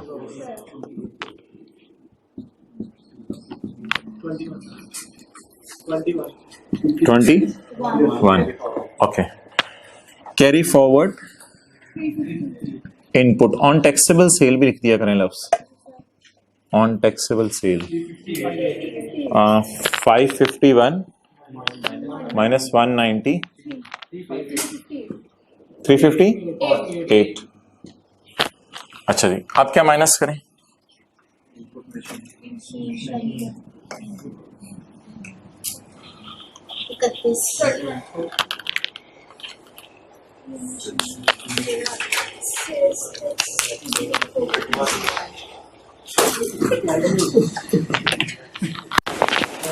खड़े हो जाओ।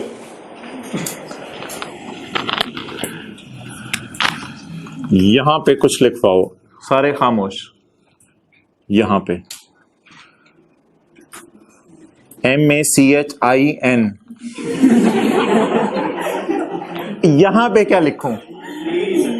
ई लिखूं? Are you sure? Are you damn sure? आप पक्के हो? आप पक्के हो? जुर्माना होगा एक। अगर कोई चीज किसी को बांटी जाएगी तो आपको नहीं बांटी जाएगी, जुर्माना होगा। लॉक कर दें? वैसे बैठ जाओ बैठ जाओ वैसे भाई, बिल्कुल इनको भी मिलेगा। बात तो इनकी ठीक है, कोई मशीन ही है, लेकिन हमने कहा था कि अगर ये ज्यादा आ जाए, कितनी फिगर आ रही है? 31, तो इसको मशीना याद आया? नहीं याद आ रहा? आपको याद आ रहा है? तो इसमें ना असल में ये ज्यादा है, तो इसलिए ये मशीन नहीं है, ये मशीना है। तो अब आपने क्या करना है? अब आपने यहां लिखा करना है sales tax to be carry, और डबल अंडरलाइन लगा के क्लोज कर देना है, डबल अंडरलाइन लगा के क्लोज कर देना है। तो sales tax to be carried forward कितना? 10। नेगेटिव लिखते कोई, रिफंडेबल नहीं लिखना, सेल्स टैक्स टू बी। लेकिन यार अब ना नई लाइन डालनी है, एड 3% ऑफ, वो अनलकीली यार हमारा नहीं है, वो 0 ही है, तो ये पेएबल टू गवर्नमेंट आ गया। अगर यहां कुछ होता तो ये मैं कह रहा था इस 10 से नेट नहीं हो सकता, याद है एक दिन का? तो यहां कुछ होता तो इस 10 से नेट नहीं हो सकता वो, तो एड 3% ऑफ फर्दर टैक्स लिख लें, ये भी एड 3% ऑफ फर्दर टैक्स, लेकिन यहां डबल अंडरलाइन लगा के क्लोज कर देने, क्योंकि मशीना आ गया है, मशीना।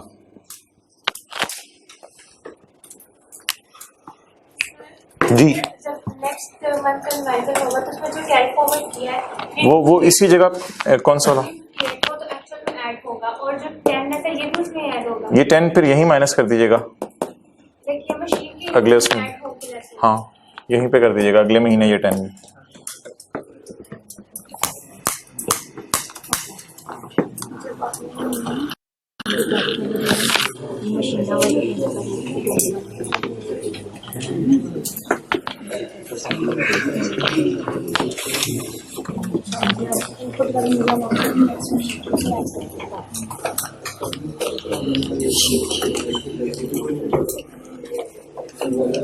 इधर आए जहांगीर के पास।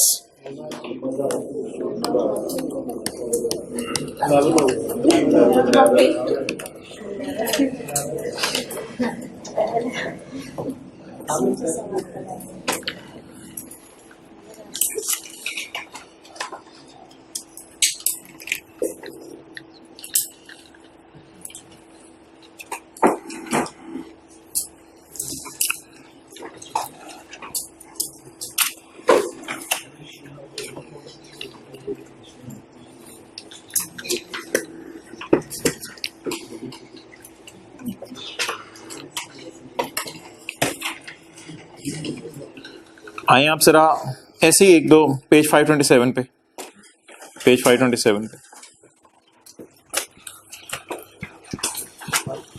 Okay. 527 थोड़ी सी जरा रिवीजन करें। ये परचेजेस कौन सी हैं? ये अनरजिस्टर्ड से, ये फिक्स्ड एसेट फ्रॉम। अच्छा, ये पॉइंट 4 पढ़ें। Two machines A and B costing इतने एंड इतने were acquired and commissioned into operation in August. उसी महीने इस्तेमाल शुरू हो गया। Machine A has been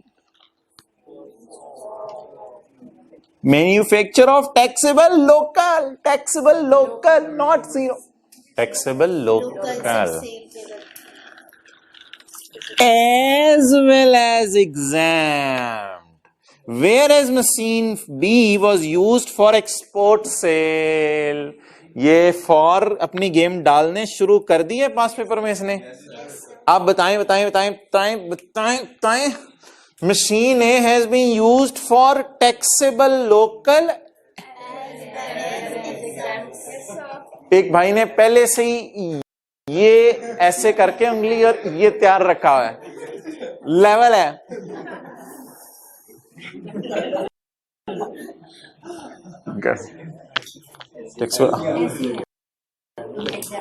for taxable local and exempt sale. तो यहां आप लिखें वर्किंग 2.1 में जाएगा ना, ये 2.1 और 2.2 भी वर्किंग करनी पड़ेगी। एक और मशीन भी है वर्किंग 2.1 2.2। पीछे पता नहीं इस नंबर से वर्किंग हुई हो ना हुई हो, वो कोई नहीं, लेकिन कॉन्सेप्ट आपको बताना चाहिए। लेकिन ऊपर वाली परचेजेस में यार ये आटा है, कोई मसला इनमें कोई मसला? इन परचेजेस में अलग शुक्र है कोई मसला। ये तो पुराने तरीके से होंगी। ये फॉर का लफ्ज सब गेम पकड़ता जा रहा है। फॉर आते रहे। क्वेश्चन 24।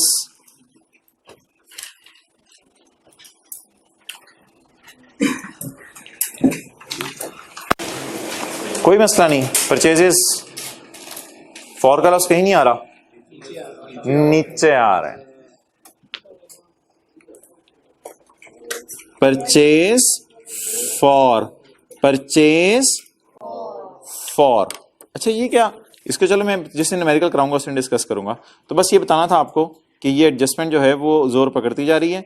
तो इंशाल्लाह हम भी इसको रिवाइज करेंगे आने वाले दिनों में जब ये सवाल होमवर्क में दिए जाएंगे। ओके अच्छा जी। तो यार ये मैं कह रहा था यार, ये अब छोटा सा सवाल अगर आपको ईद वाले दिन दे दिया जाए, ताहा और शान वाला, और आपको ईद के एक दिन बाद ये वाला सवाल दे दिया जाए जब आप गोश्त कितने लोग कहते हैं दे दिया जाए सवाल? अच्छा ओके चलें ठीक है। अच्छा अब ये एक पेज है नया,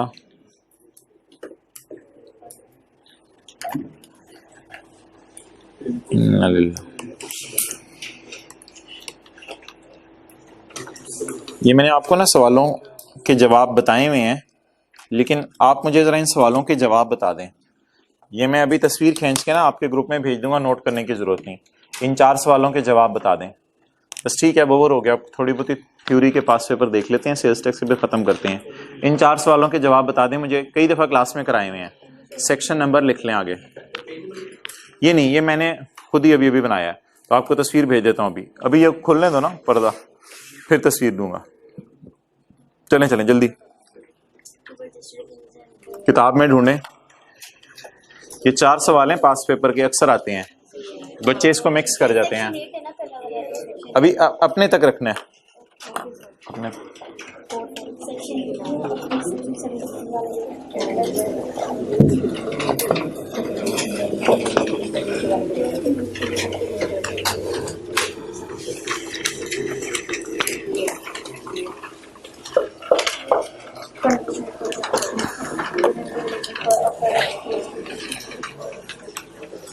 इनपुट का लफ्ज बच्चे समझते हैं आ गया, तो पता नहीं अब क्या लिख के आना पड़ेगा। हालांकि हर जगह डिफरेंट जवाब है इसका।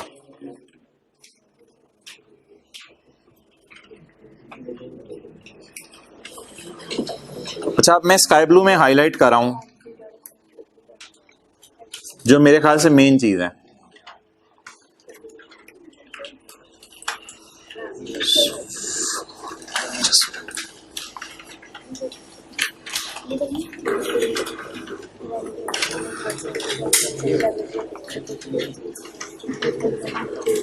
ये तो पूरा पढ़ के ही समझ आ रहा है वैसे।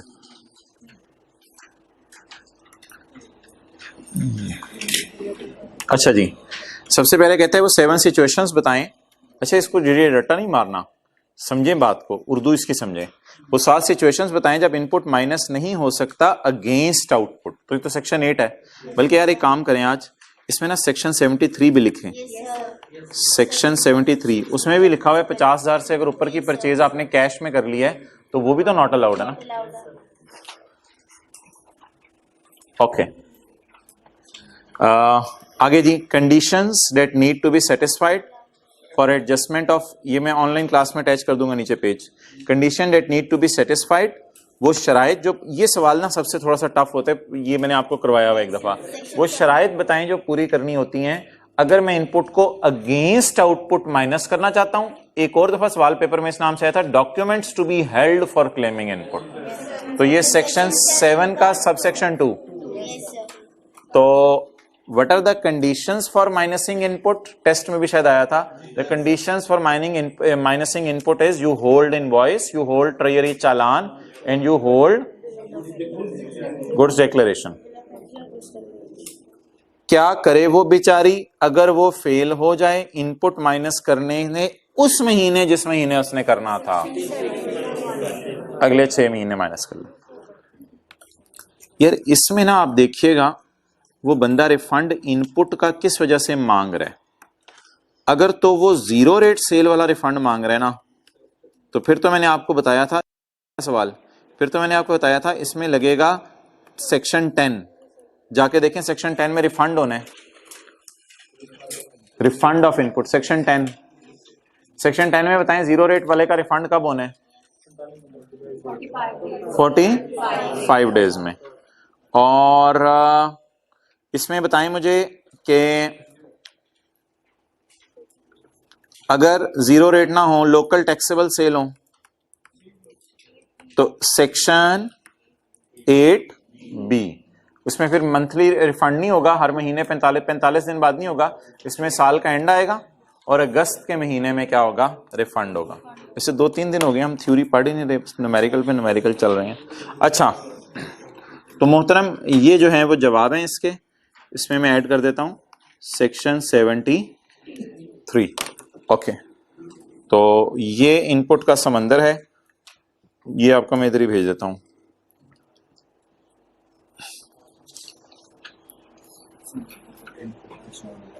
तो ये 4 सवाल हैं पास पेपर के जो आते हैं। ओके, अब पास पेपर्स में आए चैप्टर 24 में।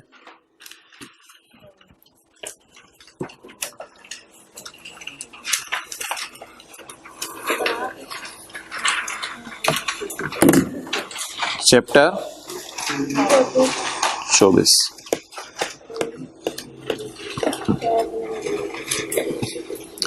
ये कहां तक पहुंच गए थे हम? स्काई ब्लू करते करते यहां तक पहुंच गए थे उस दिन कल। 64 सबसे आखिरी सवाल कौन सा किया था? 49।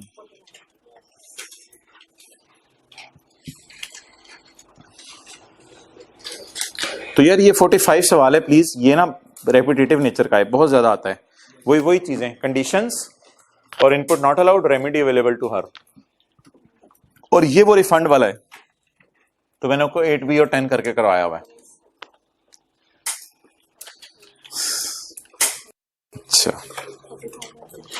अच्छा, ये सी टिक कर लें अगर नहीं किया हुआ अभी तक, ये तो कोई मसला नहीं, सी टिक कर लें।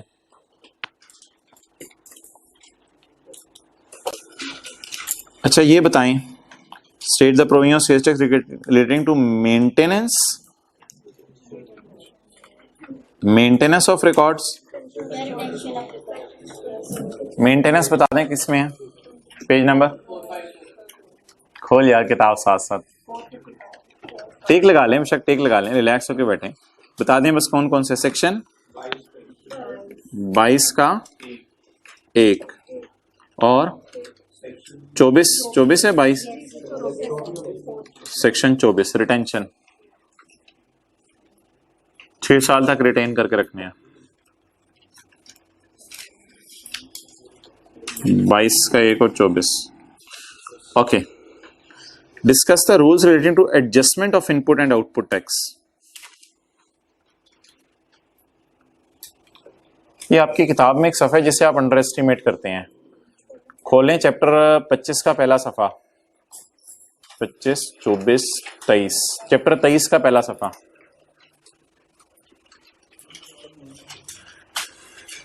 जी, चैप्टर 23 का पहला सफ़ा नहीं, पहले से भी पहला, जहां बड़ा बड़ा 2 और 3 लिखा हुआ है, उस सफ़े पे कहीं लफ्ज ढूंढें। ये मिल रहे हैं? Adjustment of input and output. आप जाएं, पेज नंबर बताएं वैसे किताब का। Page number 475। 475। 6 नंबर का आया है, पूरा सेक्शन है वैसे तो, लेकिन अगर शॉर्ट करके जितना भी लिख सकें। Adjustment of input and output due to debit credit note, आगे लिखा हुआ है वैसे, due to debit credit note.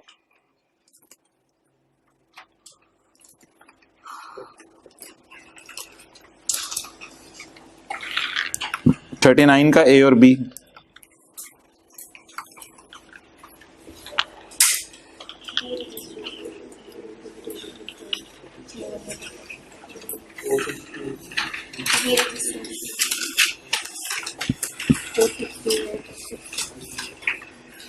Four 468 पे पहले सवाल का जवाब है, और फिर प्रोसीजर सारा वो अगले अगले सफे वाला सारा।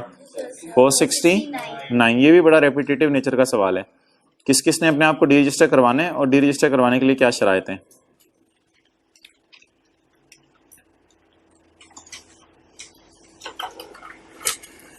अच्छा, ये दोनों सवाल आपको कहीं और मैंने करा दिए हैं, इन्हें टिक कर लें। इस तरह का सवाल यार अब नहीं आता, explain the value of supply, वो पूरा वैल्यू ऑफ सप्लाई की डेफिनेशन उठा के, लेकिन ठीक है 2-3-4 सिनेरियोस में से आ सकते हैं। वीओएस पूरी उठा के, हाँ, या ये 34 का B, sales tax act 1990 places certain restriction on adjustment of input. Input minus करने में कुछ रिस्ट्रिक्शंस लगाता है। You are required to explain the relevant provisions. कहते हैं मुझे एक्सटेंट बता दें रिस्ट्रिक्शन की क्या है, इनपुट को रिस्ट्रिक्ट करने की एक्सटेंट क्या है, किस हद तक रिस्ट्रिक्ट किया जा सकता है। अप टू 90% ऑफ आउटपुट, वो वाली लाइन लिख के आएंगे ना एक। अच्छा, वैसे अब नहीं ऐसे सवाल आते कि 3 पॉइंट दिए हो, नीचे 6 नंबर लिखे हो। अब जो सवाल आते हैं नीचे जाके देखें, उसमें हर एक के अलग अलग मार्क्स बताए होते हैं, ताकि बंदे को आइडिया हो कि इसमें कितना लिखना है। लेकिन इसमें एक लाइन ही है, आप 90% तक रिस्ट्रिक्ट करना है। शराइत under which input which had been so restricted may be allowed. Input which had been so restricted may be allowed, वही वाला सेक्शन है। अलाउ कैसे होगा? अगले महीने कैरी फॉरवर्ड हो जाएगा, और करते करते करते अगस्त में इसका रिफंड मिलेगा। तो वही सारा अगस्त में इसका रिफंड मिलेगा। रोक के रखा था 90% तक, अब इसको रोक के रखते रहेंगे, कैरी फॉरवर्ड करते रहेंगे। जून एंड आएगा, ऑडिट होगा, फिर आप ऑडिटेड अकाउंट्स जमा कराएंगे, अगस्त में आपको क्या मिल जाएगा? रिफंड मिल जाएगा। तो ये सेक्शन कौन सा है? 8। ये दोनों ही सेक्शन 8 नहीं है, 8B में, और ये भी 8B है। Treatment of sales tax paid on acquisition of fixed asset. ये फिक्स्ड एसेट लफ्ज नहीं होता भाई, ये मशीन होती है असल में। तो ये इसने गलत लफ्ज लिखा हुआ है, कैपिटल गुड्स इसे लफ्ज लिखना चाहिए था। बहुत पुराना सवाल है। तो मशीन वगैरह के ऊपर इनपुट माइनस करने में क्या ट्रीटमेंट है भाई? वो 90% तक रिस्ट्रिक्ट नहीं होता, 90% तक रिस्ट्रिक्ट नहीं होता। अच्छा जी, ये बताएं यार, what are the particulars to be mentioned in on the invoice?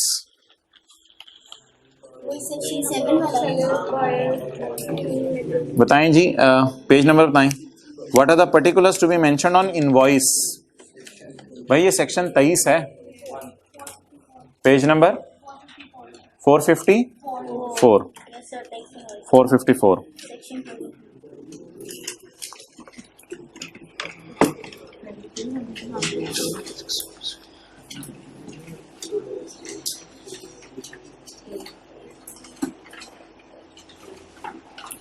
Ji, how would input on raw material be determined where a registered person is engaged in making taxable as well as exempt cell.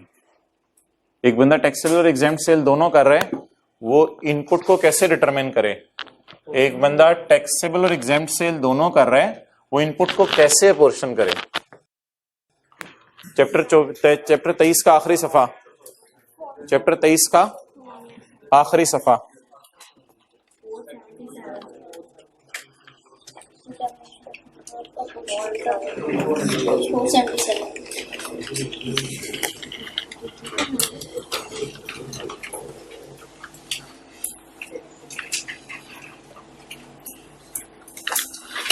हाँ जी, कौन से? ऐसी को line लिखी हुई है वहां। The input for both exempt shall be apportioned according to following formula.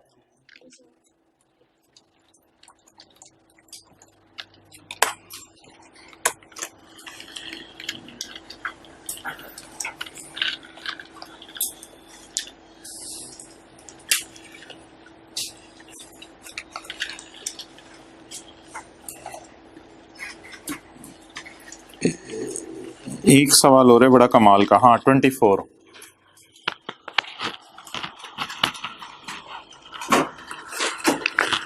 Can input in a prior period be claimed in a monthly return? क्या किसी पुराने महीने का इनपुट इस महीने के रिटर्न में माइनस हो सकता है? वही, what is the remedy available to her अगर वो इनपुट माइनस ना कर सके? नंबर जरा ज्यादा है, 3 नंबर है, लाइन तो 2 नंबर का, वैसे ये काफी था। तो if a registered person did not deduct input in the relevant month, तो वो रेलेवेंट मंथ में माइनस ना कर सके तो अगले 6 महीने में कभी भी माइनस कर सकते हैं। तो सेक्शन 7 के 1 की last 2 lines.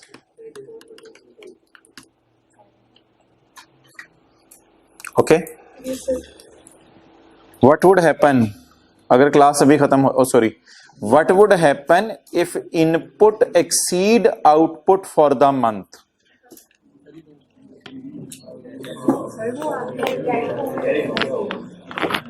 What would happen if input exceed output?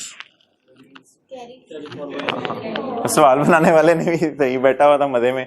What would happen if input exceed output? वैसे पैसे भी लिख सकते हैं, अगर 0 रेट सेल का तो रिफंड हो जाएगा। पता नहीं उसने बताया नहीं कौन सी, सवाल में ऊपर को लिखा हुआ है कौन कौन सी सेल कर रहा है।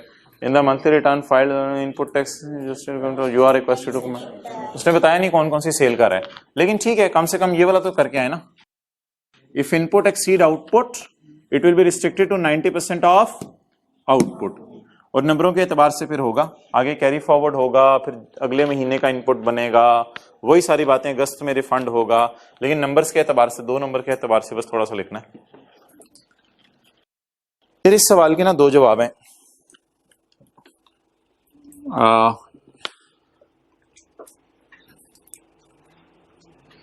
किसी महीने उसने आउटपुट गलत रिकॉर्ड कर लिया है कम अमाउंट पे, वो क्या करे?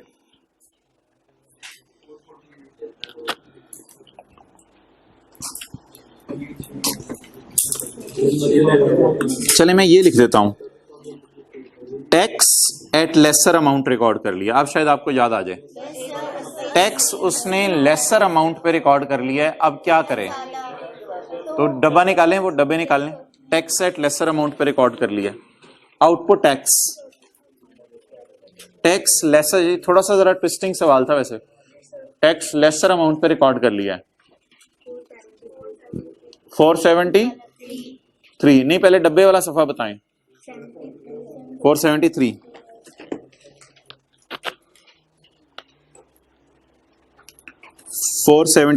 बल्कि डब्बा तो आपने देख लिया होगा। ये सिनेरियो बनता है, आउटपुट लेस रिकॉर्ड हुआ है तो बढ़ाना है हमने, तो ये बनेगा page rule 21, where for any valid reason. अब आपने आउटपुट बढ़ाना है, लेसर रिकॉर्ड कर लिया ना, लेसर रिकॉर्ड कर लिया ना, where for any valid reason the amount of sales tax has increased, अब इंक्रीज करना पड़ेगा। द सेलर शैल इशू, और ये 180 डेज के बाद भी किया जा सकता है, ये 180 डेज के बाद भी किया जा सकता है। ये इसमें क्या बढ़ाना है आपने? आउटपुट कम रिकॉर्ड कर लिया था, आउटपुट बढ़ाना है। एक ये लिख के आ सकते हैं, एक और भी बात लिख के आ सकते हैं कि आप रिटर्न रिवाइज कर दें। ये वैसे लिख सकते हैं, ये बात भी रिटर्न रिवाइज कर दें, था नहीं एक सेक्शन वैसे पढ़ें, लेकिन वहां क्या लिखा हुआ था, वहां रिटर्न रिवाइज कर दें। देखिए मैं ऐसे कोई आपको ज्यादा सवाल नहीं कराए जिनके 2 जवाब हैं, शायद पहली दफा ऐसा सवाल करा रहा हूं जिसमें 2 जवाब हैं, और अगर इसमें 2 बातें आ रही हो तो लिख के आ सकते हैं, कोई मसला नहीं। तो पॉइंट 3, ये रिटर्न रिवाइज करना ना न्यूमेरिकल्स के लिए नहीं होता, ये थ्योरी के सवालों के लिए है कि न्यूमेरिकल्स में तो आपको वही रूल्स लगाने हैं बस। रिटर्न रिवाइज तो पूरी रिटर्न बनानी पड़ेगी उसको। A registered person may file a revised return to correct any omission, to correct any wrong figure। कोई भी आपने रॉन्ग चीज सही करनी है, कोई भी आपसे चीज भूल गई है तो आप रिटर्न रिवाइज कर सकते हैं। लेकिन ठीक है, मेरे ख्याल से दोनों में से आप जो भी लिखाएंगे उसे ऑनर करना चाहिए। There can be 2 answers to a single question। Okay।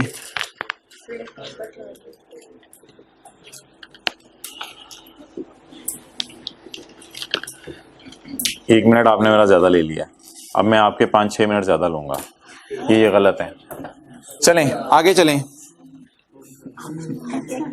ये देखे ना आप लोगों ने 1 मिनट ज्यादा लिया, उधर देखिए मेरा, आपको सजा मिलेगी। 4:01 हो गए हैं और आपको रोक देना चाहिए था 4 बजे।